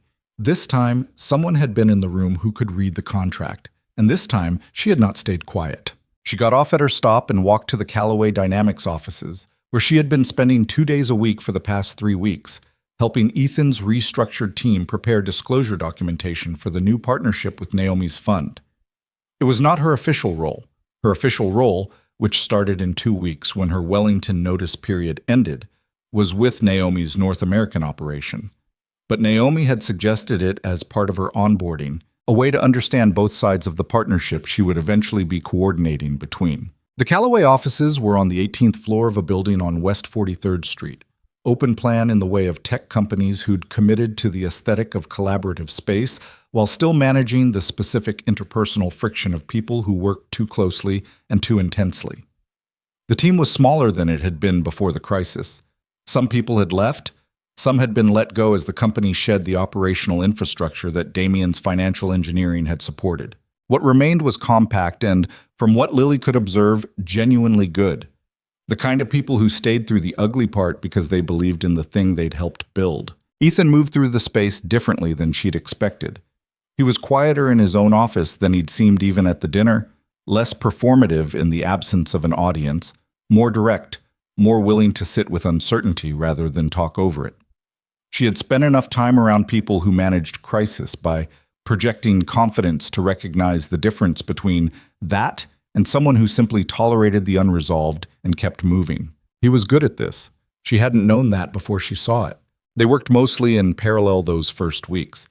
She on the disclosure documentation, he in meetings and calls that spilled out of his office, in fragments she could occasionally hear from the conference table where she worked. They talked directly when they needed to, passed documents back and forth, had the efficient communication of people who have established, without discussing it, that they don't need to fill silence with unnecessary words. It was on the 3rd week, a Wednesday, that he appeared beside her conference table at around 4 in the afternoon and said, "Can I ask you something that isn't about the documents?" She looked up. "Sure." He sat down across from her. He had the look of someone who had been working since early and was feeling the accumulation of it. His tie was loosened about 2 inches. He had a coffee cup that appeared to be empty and that he was holding anyway. "When you called Naomi," he said, "when you accepted her offer, was part of the decision because of Tuesday night specifically, or were you already thinking about leaving the Wellington?" Lily considered the question. It deserved a real answer. "I wasn't thinking about it," she said. "I wasn't thinking about very much beyond the next shift in my sister's tuition. I think I'd..." She stopped, found the honest version. I think I'd been making myself very small for a long time and telling myself it was practicality.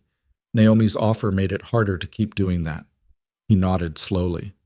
Is that a bad thing? He asked. She thought about it.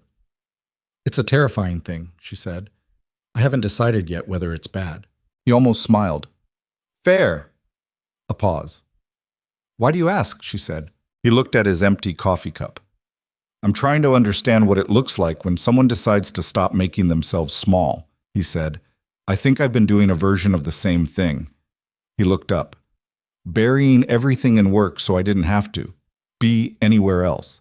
Clara's 7 and I missed her school play last spring because of a financing call. He said it the way you say things that you have been carrying and are finally just putting on the table to look at. I told her it was important. She said okay. She always says okay. A pause. She's 7. She shouldn't have to say okay about something like that. Lily held his gaze. No, she said. She shouldn't. He nodded. He looked like he'd needed someone to simply agree with him about that, without qualification. I'm trying to restructure more than the company, he said. She understood what he meant. She didn't say so out loud, but she thought he knew that she did. He stood up. He looked at the empty cup in his hand as if slightly surprised to find it there.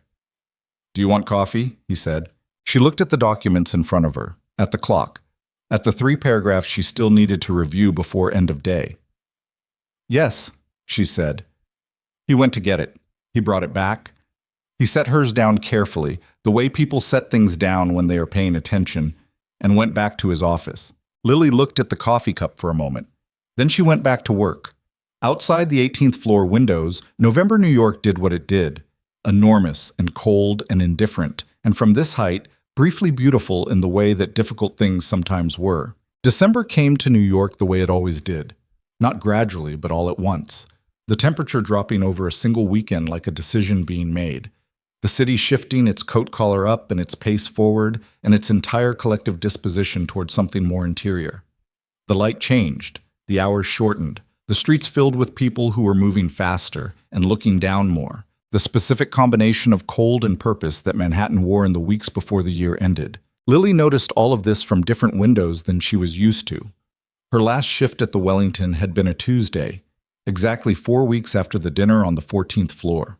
She had clocked out at 11:30, changed in the staff locker room, said goodbye to Priya, who had cried with the specific intensity of someone who felt things fully and made no apology for it, and then walked out the service entrance into the cold for the last time as a Wellington employee. She had stood on the sidewalk for a minute. Just a minute. The city moved around her, a cab horn somewhere, steam from a grate, the cold air doing what cold air does when you've been inside a warm building and step out into it, finding every gap in your coat immediately, efficiently, without malice. Then she had walked to the subway and gone home. The first Monday at Naomi's North American operation, her name was on the building directory beside the elevator bank. This was a small thing. It was not a small thing. She had stood in front of it for longer than was probably professional, reading L. Harper, Strategic Partnerships, Asia-Pacific Operations in the building's standard sans serif font, and thought about all the rooms she had stood in where her name appeared nowhere. Her office, she had an office, which remained slightly surreal, was on the 12th floor, corner of the building, with a window that looked west over a narrow canyon of midtown buildings toward a postage stamp of sky. The desk was real wood and too large for what she needed, and she had not yet figured out what to put on it other than her laptop and the yellow legal pad that she wrote notes on because she thought better on paper. There was a plant. She had not put it there. It had arrived her first morning with a card that said, in Naomi's precise handwriting, "Plants require consistent attention. So does good work. NT." She had put the card in her top drawer. She watered the plant every Monday. The work itself was a lot, and also not at all what she'd expected, and also, underneath the volume and the learning curve and the specific anxiety of being new at something that mattered, genuinely engaging in a way that her body registered before her brain did. The first time she sat in a call with Naomi's Tokyo team, translating a complex restructuring discussion in real time, while simultaneously tracking the subtext of what wasn't being said out loud on either side, She finished the call and sat at her desk for a moment and thought, oh, this is what it feels like when a skill fits the work. She had been good at the Wellington. She had been efficient and reliable and praised in the specific way that good invisible work gets praised, quietly, by people who noticed its absence more than its presence. This was different.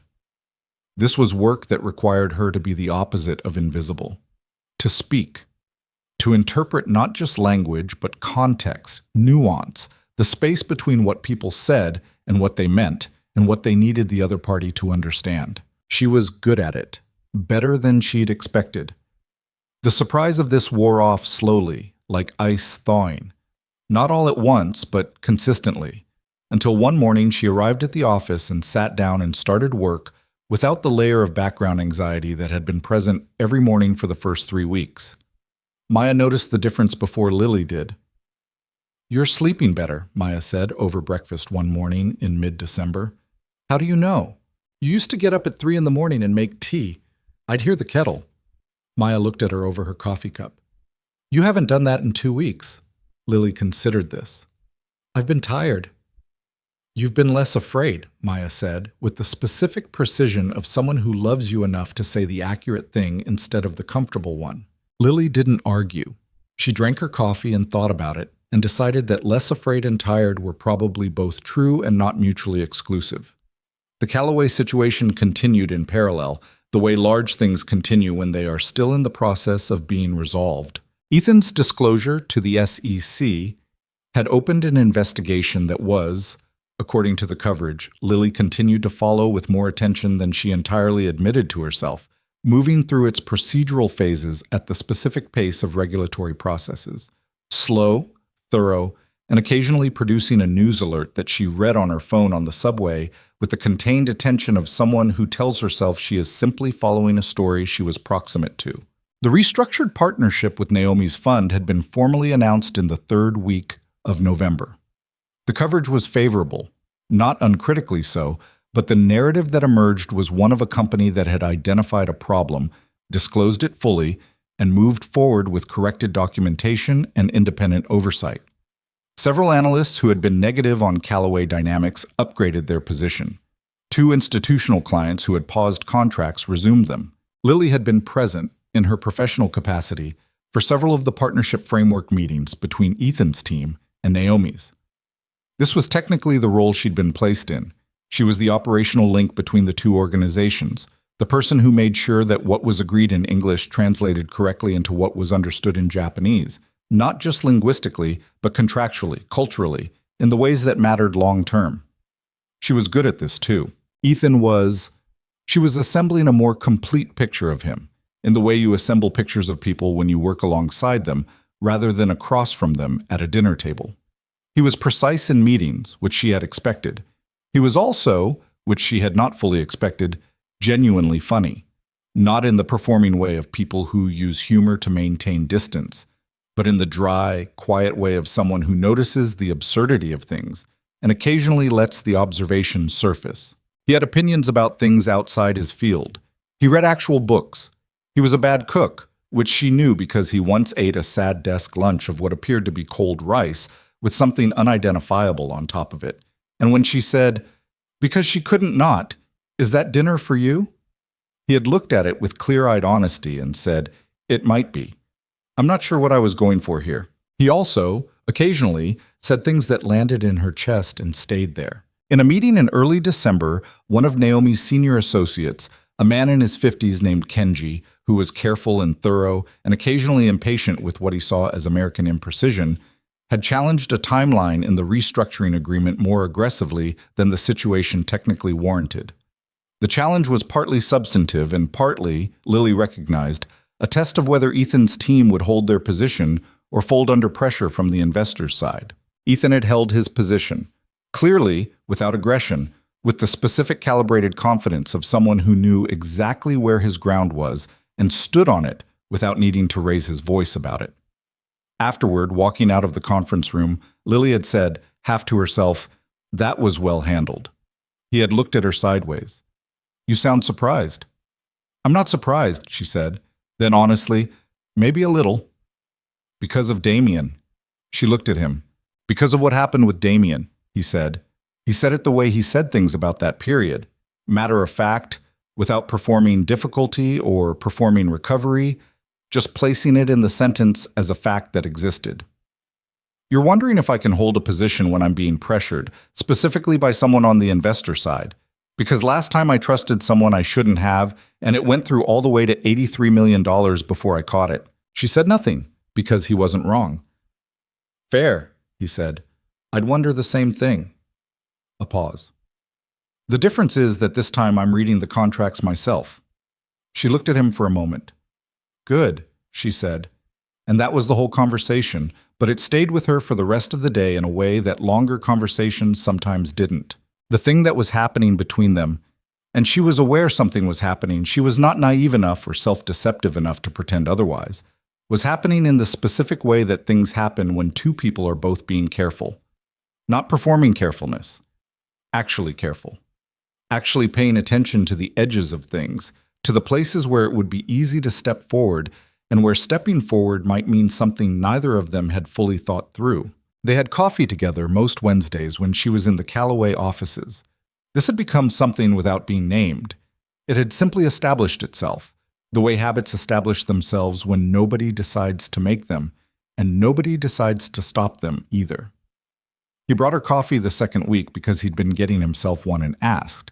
The third week, she'd gotten them both. After that, it had simply become Wednesday coffee, unremarked upon, which was its own kind of remark. They talked about work. They talked about things that were not work, in the way that people do when they have been talking about work for enough hours that the conversation begins to turn toward edges.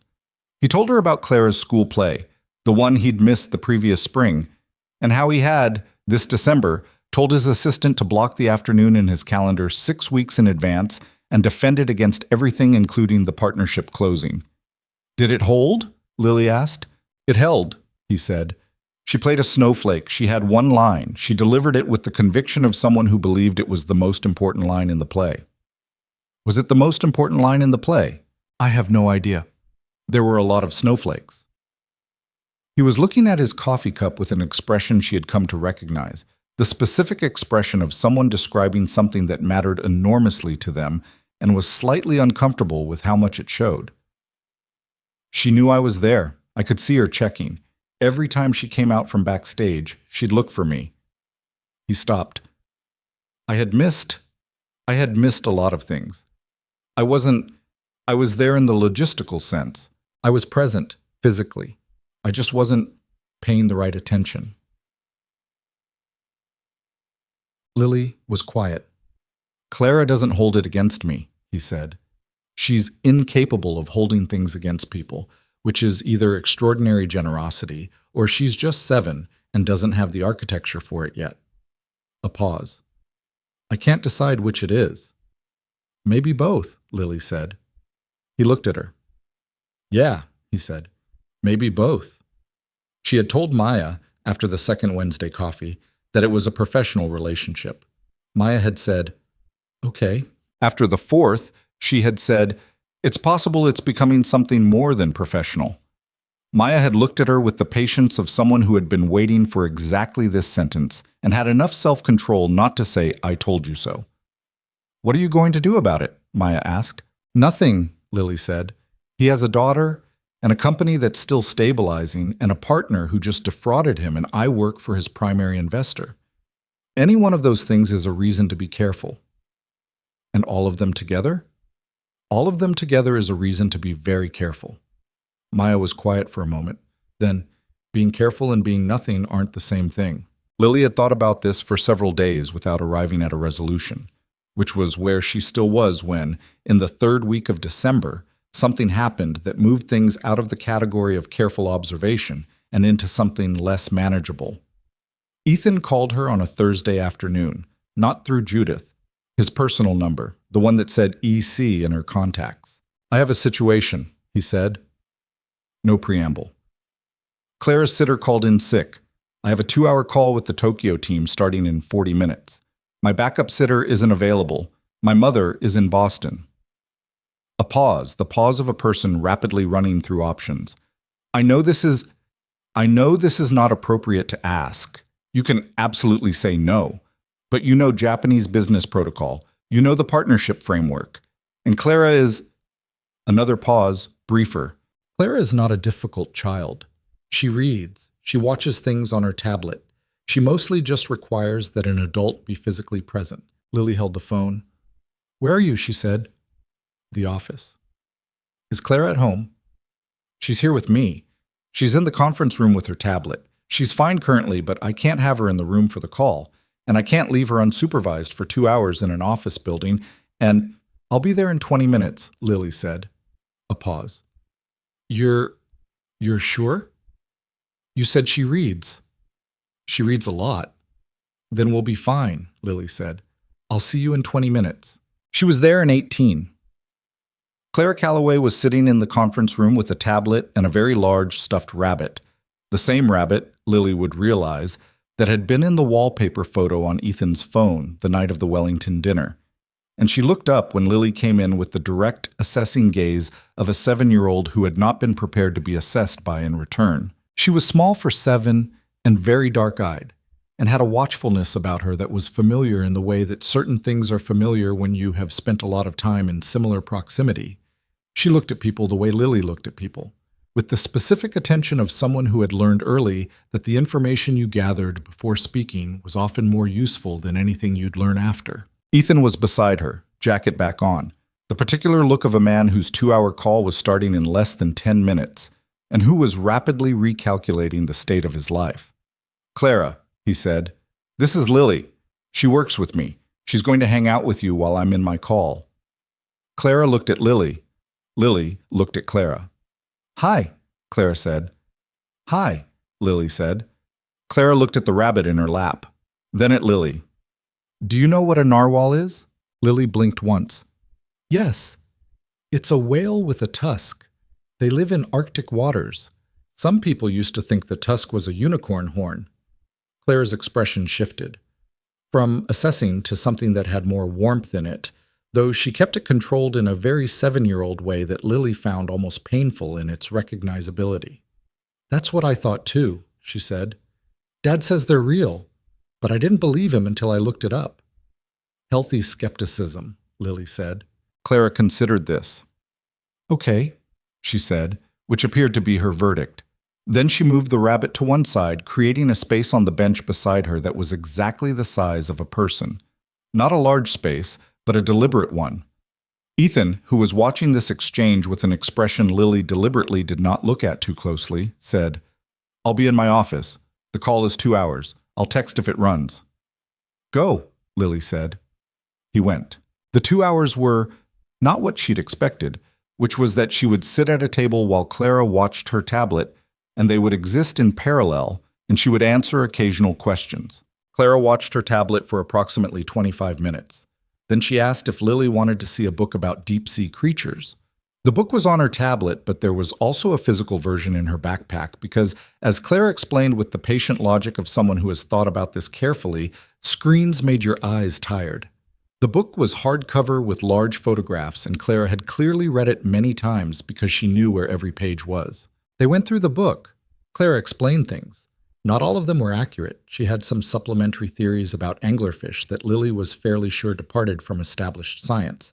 But she delivered them with complete conviction, and Lily asked questions because the questions were genuine, and because asking questions of a 7-year-old is one of the best uses of time available if you pay attention. Do you speak other languages? Clara asked at some point, somewhere in the middle of the cephalopod section. Japanese, Lily said, and a little French. Not very good French. Japanese has 3 alphabets, Clara said. It does. Hiragana, katakana, and kanji. Which one is the hardest? Kanji. It has thousands of characters. Thousands? Clara processed this. Do you know thousands? Not thousands, maybe a few hundred, enough to read a menu and some contracts. What's a contract? It's a document where people write down what they've agreed to do, so everyone knows and nobody forgets. Clara looked at the book, turned a page. My dad reads contracts all the time now, she said. He has a highlighter. He highlights the parts he wants to remember. That's a good system. He didn't used to do that, Clara said, casually. The way children deliver observations that land with the weight of things they've been carrying without knowing they were carrying them. He used to trust someone else to read them. A pause. That person made bad decisions. Lily kept her face very still. Yeah, she said gently. He did. Clara looked up at her. The dark eyes were direct and entirely clear. Are you the one who found out?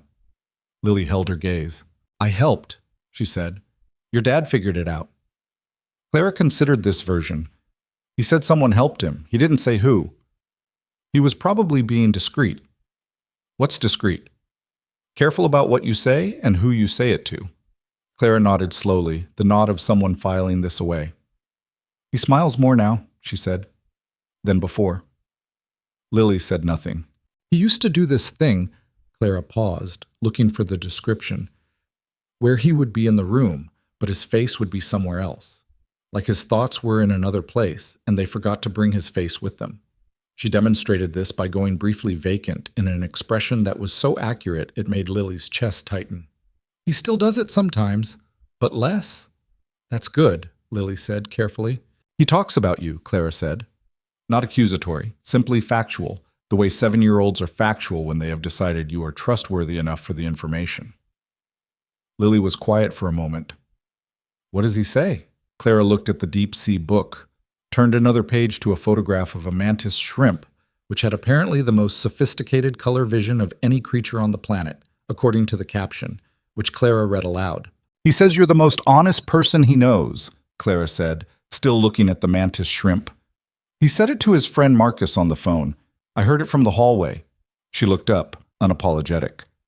I wasn't eavesdropping on purpose. I was getting water. Lily looked at the mantis shrimp photograph and thought about several things simultaneously. She thought about what it meant that Ethan had said that. She thought about Clara, who had clearly inherited her father's quality of going still when something mattered, and her mother's dark eyes. She thought about a little girl cleaning a photograph frame every week, performing a ritual of care for someone she'd lost before she had language for the loss. You miss your mom, Lily said. She hadn't planned to say it. She said it because it was true, and because something in the room asked for it. Clara's hands on the book went slightly still. I didn't really know her, she said. I was 2. A pause. Dad shows me videos. She was funny. She laughed loud.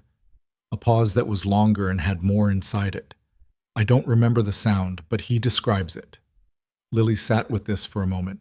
She sounds wonderful, she said. Clara nodded once. She was. Said with the certainty of someone reporting a fact they did not experience directly but have received through the careful testimony of someone who loved them enough to transmit it. They sat together for a while after that, not talking, with the deep-sea book open between them. The city outside the conference room window did its early December evening thing, the sky going that specific purple-gray, the lights beginning to appear in the buildings across the street, the particular quality of dusk in Manhattan that was somehow always both lonely and populated at the same time. Clara fell asleep, not dramatically. She just leaned against Lily's shoulder at some point, with the unself-consciousness of a child who has decided you are safe, and went to sleep. Her breathing changed. The book slid a little in her lap. Lily held very still and didn't move her shoulder. She sat in the conference room on the 18th floor with a sleeping 7-year-old leaning against her and the city going dark outside the window, and thought about the specific shape of this moment. How much was in it? How little of it she had anticipated when she walked into the Wellington Hotel 48 days ago thinking about her sister's tuition and her aching feet. Ethan came in at 6:43. He stopped in the doorway. She looked at him and put one finger briefly to her lips, and he nodded and came in quietly and stood at the edge of the room and looked at his sleeping daughter with an expression that Lily tried not to watch too closely because it was private in the way that a man's feelings about his child are private. The specific raw tenderness of someone who loves another person with a force that occasionally surprised them. He looked at Lily. His expression didn't close exactly. It just shifted slightly from the private thing into something more conscious of being observed. He mouthed, "How long?" She held up 3 fingers. 3 minutes. He nodded, leaned against the doorframe. He had the look of a man at the end of a long day who has walked into something he didn't expect. When Clara stirred a few minutes later and opened her eyes, she looked at Lily first. Then she looked at her father in the doorway. She didn't say anything. She just reached out and picked up the stuffed rabbit from beside her, tucked it against her chest, and leaned back against Lily's shoulder in the specific way of a person who has assessed the situation and found it satisfactory.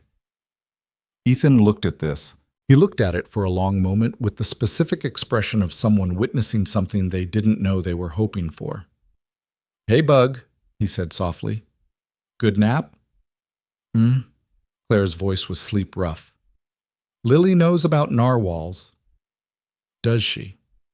"And contracts." He looked at Lily. Something in his eyes was undone in the way that certain things come undone when you stop holding them very tightly.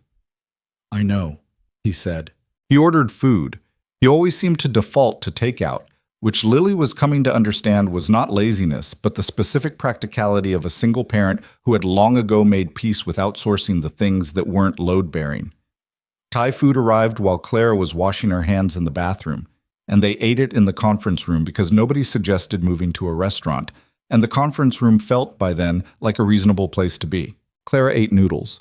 She told Ethan about the mantis shrimp and their sophisticated color vision, with the delivery of someone presenting new information to a person who would benefit from having it. Ethan listened with complete attention, which Lily noticed, the genuine full attention, the kind that didn't leak toward phones or windows or the mental background noise of everything else demanding processing. He looked at his daughter while she talked, and he listened. After Clara had been walked to the bathroom again, had retrieved her backpack, had hugged the rabbit, and had fallen asleep in the car Ethan had arranged to take them home, all before he came back upstairs to collect a few things from his office, Lily was putting on her coat in the conference room when he appeared in the doorway again. "Thank you," he said. "She was easy," Lily said. She's a remarkable kid." "Yeah." He said it with the quiet of someone who knows this so deeply it doesn't require elaboration. "She is." He leaned against the door frame. He had his coat in his hand, but he hadn't put it on. "She told me you know about narwhals," he said. "I do." "And contracts." "Also, yes." A pause. Not uncomfortable. The particular pause of two people who have arrived at an edge and are standing at it and both know they are standing at it. He said, "I want to say something, and I'm not—" He stopped. Started again, because apparently the direct version was the only version available. "I've been trying to figure out what the right thing to do is. With He gestured vaguely at the air between them, which was both imprecise and entirely accurate. Lily put her coat on. She did this slowly, which was probably also communication. "What are the options?" she asked. He looked at her. "Professionally, the cleaner thing is to leave it where it is. You work for Naomi. I work with Naomi. The lines are cleaner if we don't."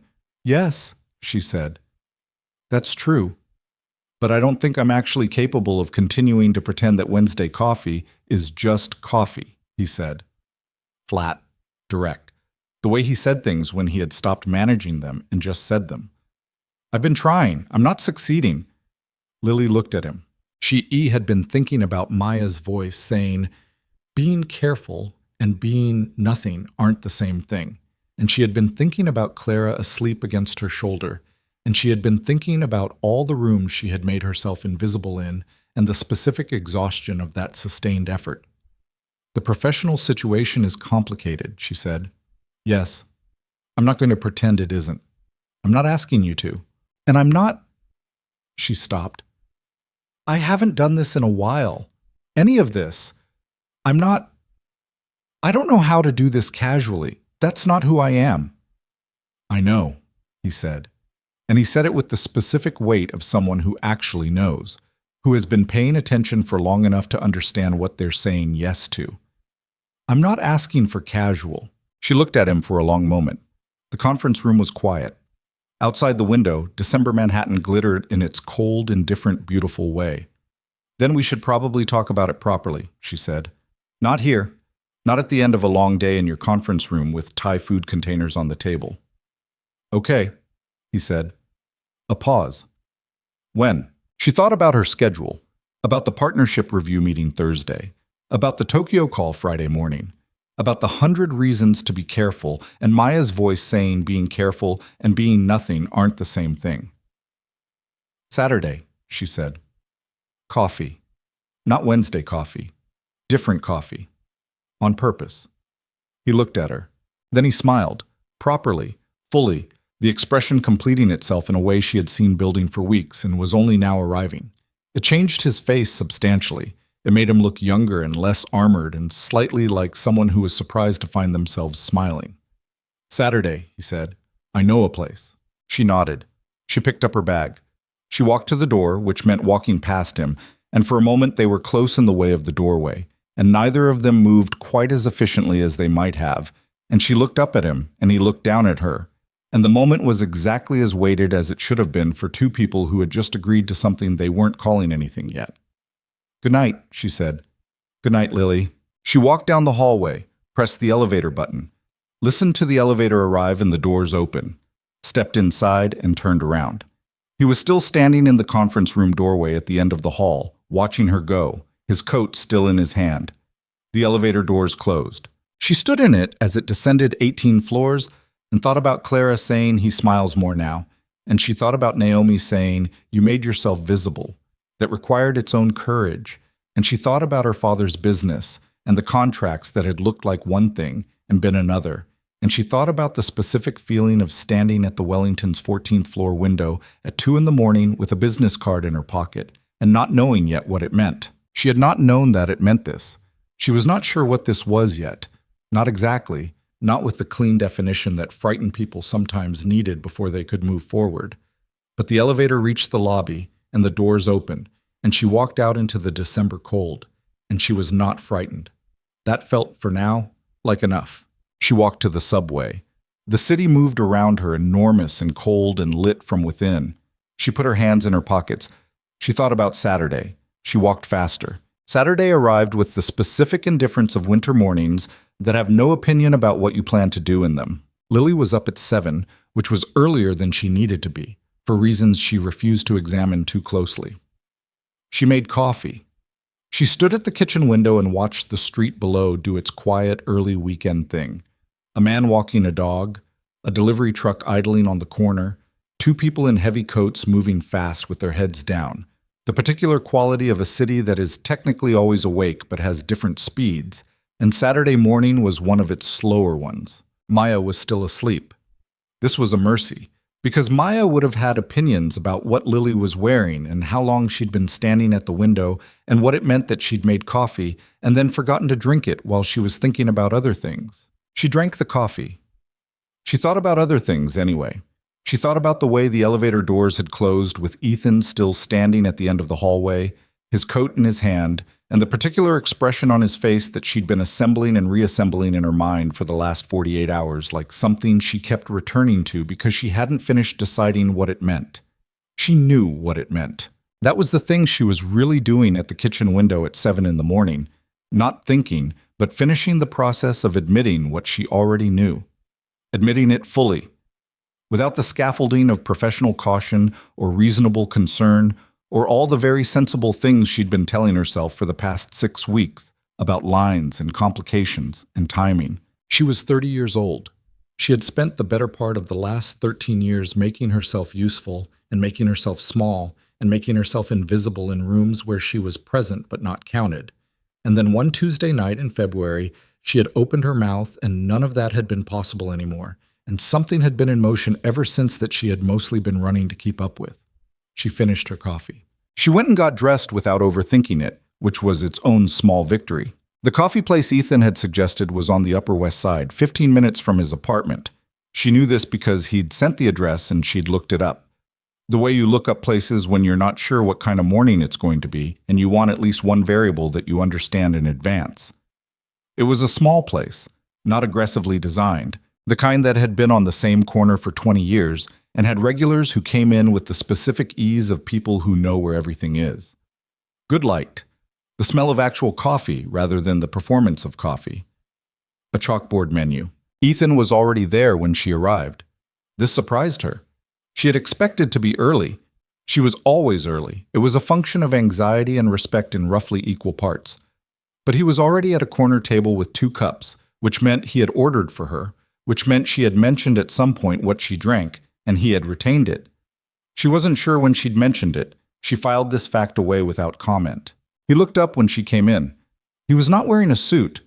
This was the first time she had seen him outside of a professional context, a suit or a well-dressed version of business casual, and the absence of it made him look different in a way she was still calibrating as she crossed the room. Jeans, a dark gray sweater. He looked tired in the ordinary human way rather than the crisis management way, the tiredness of someone who had slept but carries a chronic sleep debt, the kind that accumulates over years of early mornings and late nights, and waking up to check on a child at 2 a.m. "Hey," he said. "Hi." She sat down. The coffee was exactly right, which meant he had paid attention. She held the cup in both hands because the walkover had been cold and her hands hadn't fully recovered. They looked at each other for a moment with the specific awareness of two people who have spent weeks in the shared fiction that Wednesday coffee was just coffee, and are now, without that fiction available, figuring out what the unmediated version of this is. "This is strange," he said. "A little," she agreed. "Not bad, strange." "No, not bad." He nodded. He looked at his coffee cup, then at her. "I didn't sleep well," he said, with the directness of someone who had decided to lead with honesty rather than performance. "I kept thinking about Thursday night and whether I said too much or not enough, or—" "You said the right amount," she said. He looked at her. "You said what was true," she said. "That's the right amount." He was quiet for a moment. "I don't have a very good track record," he said, "of reading situations correctly. I trusted someone for 6 years who was—" He stopped. "I'm not using Damien as an excuse. I'm trying to say that I'm aware I have a specific blind spot around people I've decided to trust. I don't always see things clearly when I've already decided." She understood what he was actually saying underneath the stated thing. "You're warning me," she said. "I'm being honest with you. Those aren't mutually exclusive." He half smiled. "No, they're not."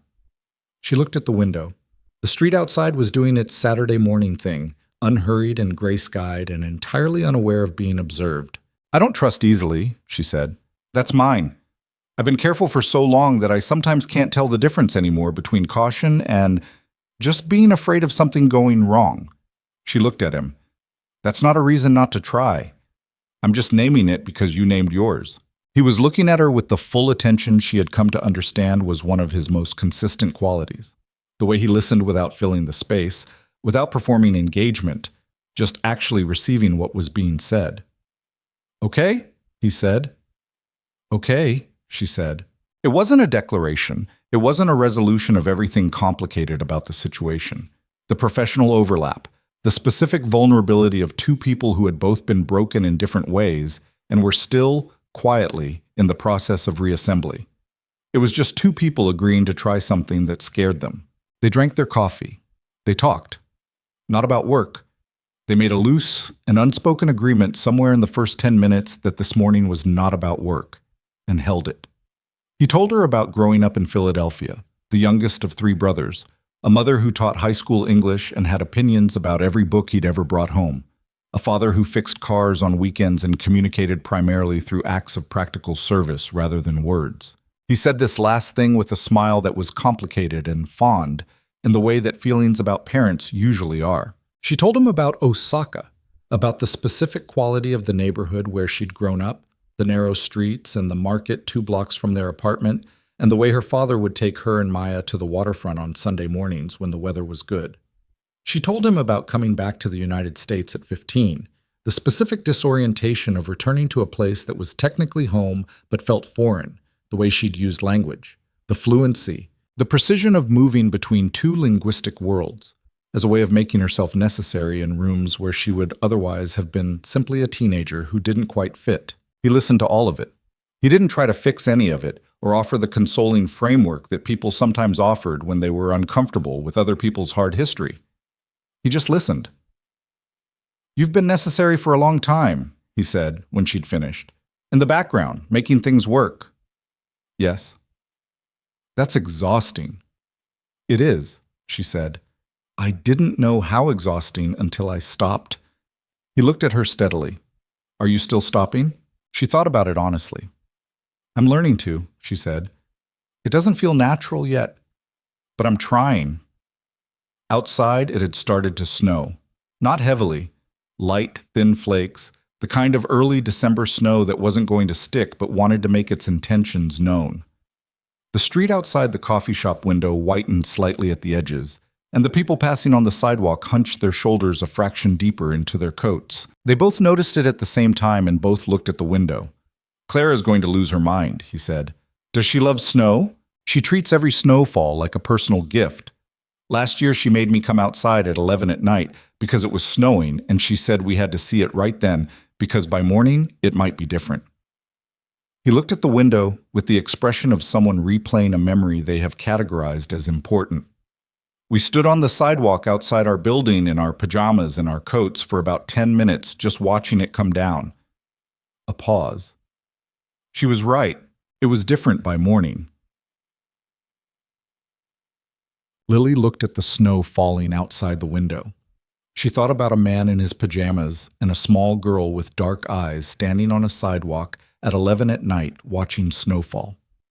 She thought about the specific courage of that, of a person who has buried a wife and raised a child alone and nearly lost everything he built, choosing to stand on a cold sidewalk in the dark because his daughter had correctly identified that the moment was worth showing up for. She had been wrong, she thought, when she first looked across the Wellington dining room and saw a man who had buried himself in work to avoid being anywhere else. She had been partly right. He had done that. But it was not the whole picture. The whole picture was more complicated and more human than the outline of it. He was trying. He was doing it imperfectly and with full awareness of the imperfection, and he was doing it anyway. She understood this very well. January came. The Damian Pierce trial, or rather the pretrial process, which was where things actually existed for now, moved through its procedural phases with the regularity of something that had been set in motion and would complete itself on its own schedule, regardless of the emotional weight any individual attached to the outcome. Lily gave her formal statement to Ethan's legal team in the first week of January, in a conference room that was not the Wellingtons, with an attorney named Serena, who was thorough and specific and treated Lily's account with the seriousness of someone who understood it was the kind of account that matters at the margins. Afterwards, Serena had said, "Your recall of the contract's language is unusually precise." Lily had said, "I read carefully." Serena had looked at her. "You do," she'd said, and there was something in it that went beyond the legal observation. The formal investigation confirmed what the initial audit had suggested. Damian had been manipulating Callaway Dynamics' financial documentation for approximately 14 months, beginning during a period when Ethan was managing a family medical crisis related to Clara, a hospitalization, brief but serious, that had consumed Ethan's attention and created the specific window that Damian had used to make changes he believed would never be traced back to him specifically. When Ethan told Lily this, not in a professional context but one evening over the takeout that had become a loose and unannounced habit, Clara asleep in the next room, he said it with the particular flatness of a person who has already processed the worst of something and is now simply reporting it. "He knew I was distracted," Ethan said. "He timed it." "Yes, she was in the hospital for 4 days. Appendix, she was fine. She was fine. It wasn't—" He stopped. "But I was there every day. Every night. I was not thinking about the company." He knew that. Lily said nothing for a moment. She was thinking about the specific cruelty of that, the deliberate targeting of a window created by a father's fear for his child, and she was finding that she did not have the language to name how angry it made her, which meant it was the kind of anger that lived below language. "Does Clara know?" she asked. "No, she knows Damian made bad decisions. She doesn't know the details." "Good." He looked at her. "You think that's right? Not telling her?" "She's 7, Lily said. "There's time to understand that the world has people in it who do this. She doesn't need to understand it yet." She paused. "What she needs to understand is that when you found out, you didn't hide it. You fixed it. She'll know that part." He was quiet. "You think she pays attention to that?" he said. "She pays attention to everything," Lily said. "I spent 2 hours with her, and I know that she pays attention to everything." She looked at him. "She told me you smile more now." He looked at her with an expression that was undone in a particular way. She told me you told her that, he said. She volunteered it. I didn't ask. He exhaled slowly. He looked at the takeout containers on the coffee table, and the city outside the window, and then at Lily, and the look had in it everything that the previous weeks had been accumulating toward. All the careful Wednesday coffee, and the honest conversations, and the snow, and Clara's rabbit, and the moment in the elevator doorway. I know the situation is complicated, he said. The professional Ethan. He stopped. I talked to Naomi, Lily said. He blinked. About us. She said the word plainly, without hedging. About whether it was a problem for my role. He was looking at her with full attention. What did she say?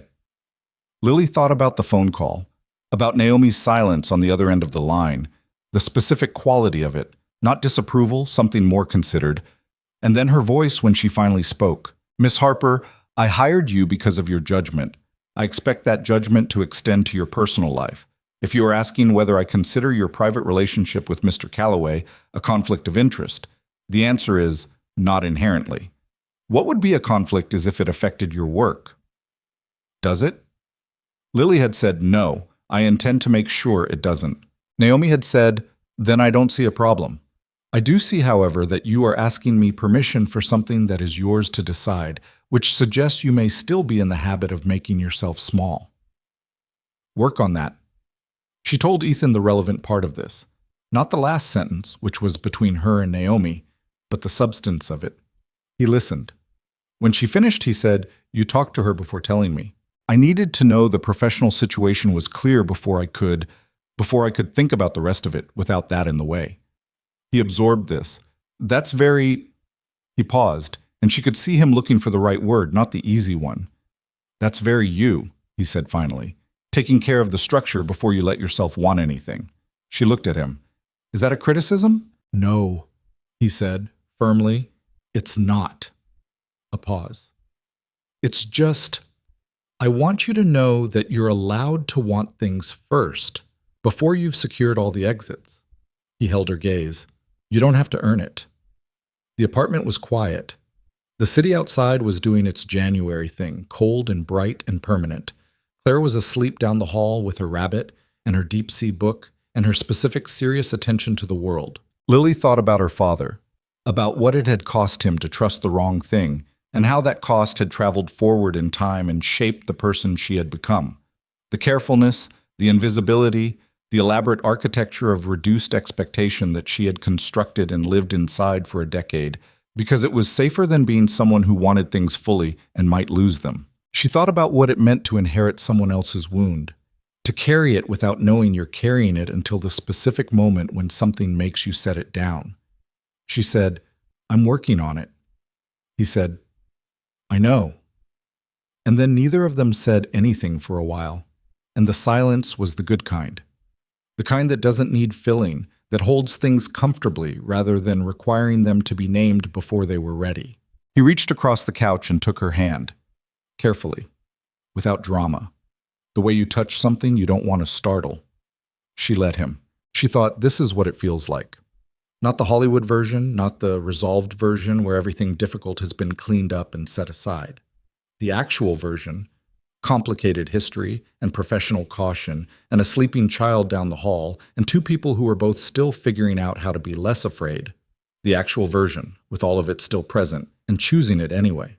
The snow came back in February, not the thin, decorative snow of December. February snow was a different beast. Serious, committed, the kind that had an opinion about itself.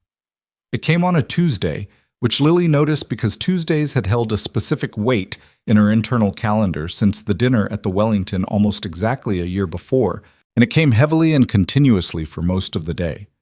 Until by evening, the city had been substantially rearranged into something that looked temporarily cleaner than it actually was. She was at Ethan's apartment when it started. She was there most Tuesday evenings now, and some Saturdays, and Clara had stopped being surprised by this and had begun operating on the assumption that Lily was a fixture, which she communicated through the specific behavioral shift of children who have decided someone is permanent. She left books on Lily's side of the couch. She asked Lily's opinion on things. She once, without preamble or explanation, began showing Lily her drawings the way you show someone your work when you trust that they'll look at it properly. The drawing had been of a narwhal, a very good narwhal. Lily had said so, specifically with the specificity of someone who meant it rather than the vague warmth of an adult performing appreciation for a child's work. Clara had accepted this with the gravity of an artist receiving a considered review. "The tusk is hard," she said. "I did it 4 times. "The 4th one worked," Lily said.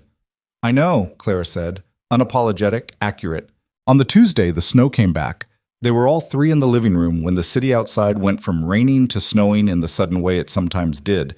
The change visible through the window, the precipitation shifting, the street beginning to whiten. Clara saw it immediately. She was off the couch before anyone spoke, pressing both hands to the glass, her breath fogging it. "It's snowing," she announced, as though they might have missed it. "We see it," Ethan said. "Real snow." She turned around. Her expression had the quality it got when she had decided something was required. "We have to go out." "It's 8:30. "So?"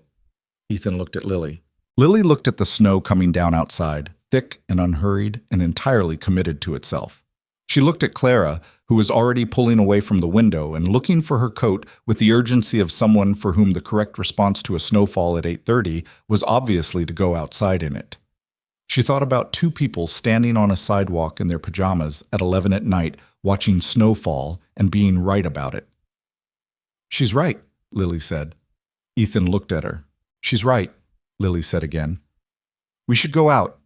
He looked at her for a moment with the expression she had come to know very well, the one that was almost a smile, building toward one, the expression of someone who is being surprised by a version of their life they hadn't planned on, and finding that the surprise is entirely welcome.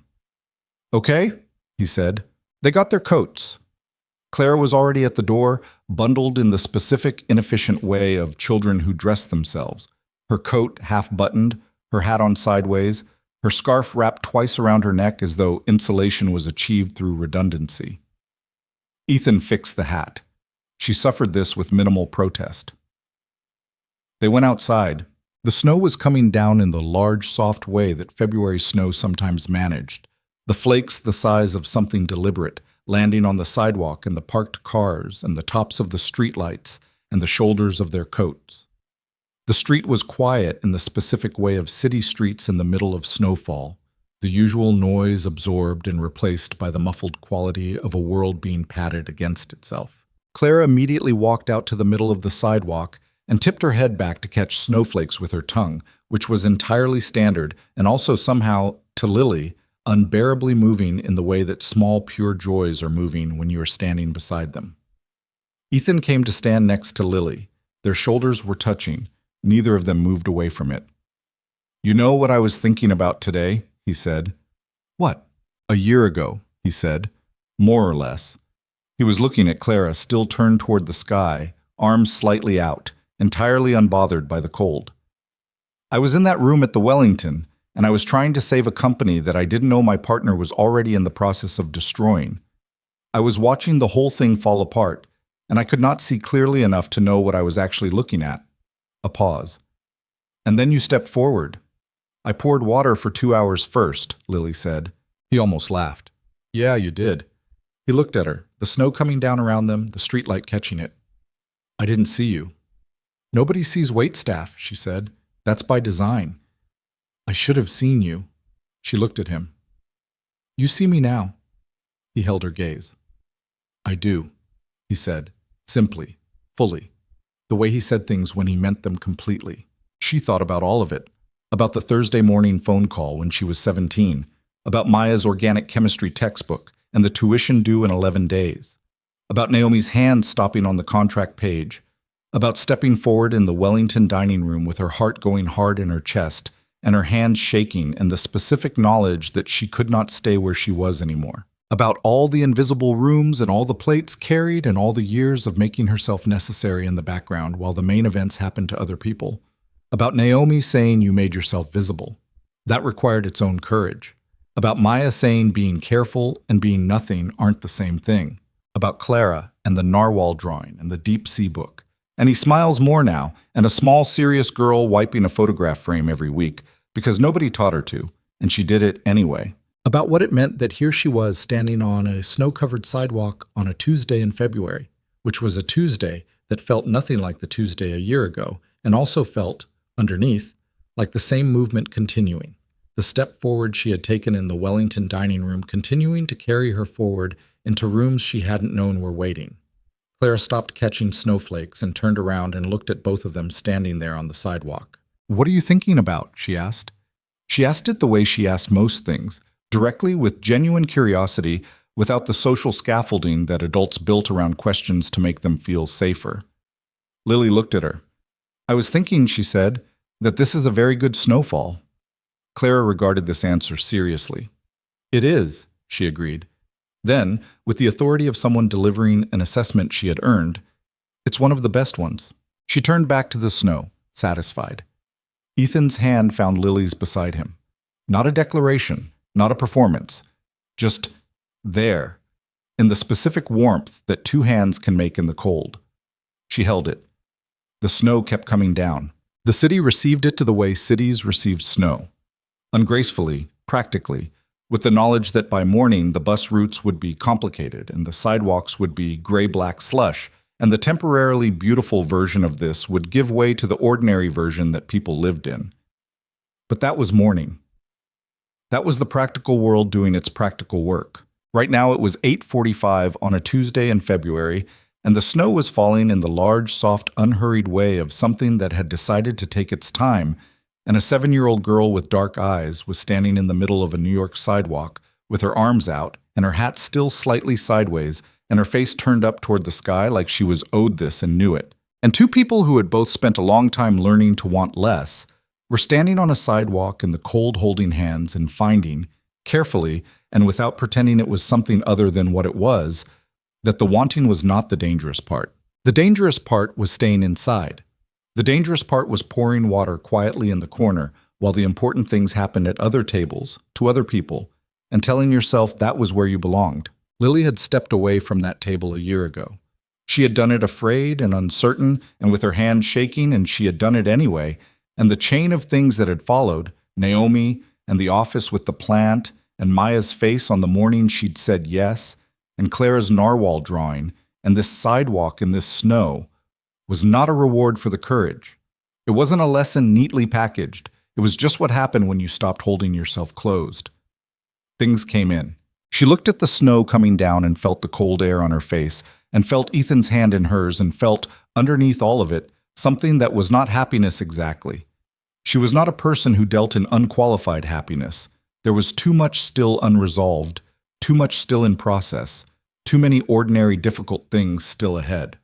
But something more durable than happiness, something that felt like ground under her feet. Clara turned around. She looked at Lily specifically, with the dark-eyed directness that Lily had come to understand was simply the way she looked at people she had decided to keep. "Are you going to come to my school thing?" she asked. "In March, we're doing a science presentation about ocean animals." She paused, with the timing of someone who had inherited something. "I'm doing narwhals." Lily looked at her. She looked at Ethan, who was watching with the expression of a man who was watching his daughter ask someone a question that was not really about a science presentation, and knew it and loved both of them for it. She looked back at Clara. "Yes," she said. "I'll be there." Clara absorbed this with the nod of someone confirming what they had expected to hear. "Good," she said, and turned back to the snow. Ethan exhaled beside Lily. Not in relief. In the specific way of someone setting something down that they have been holding carefully for a long time. Something fragile, something they were afraid they'd drop. Setting it down and finding that the table holds. The snow kept falling. The three of them stood on the sidewalk in it. Nobody suggested going inside.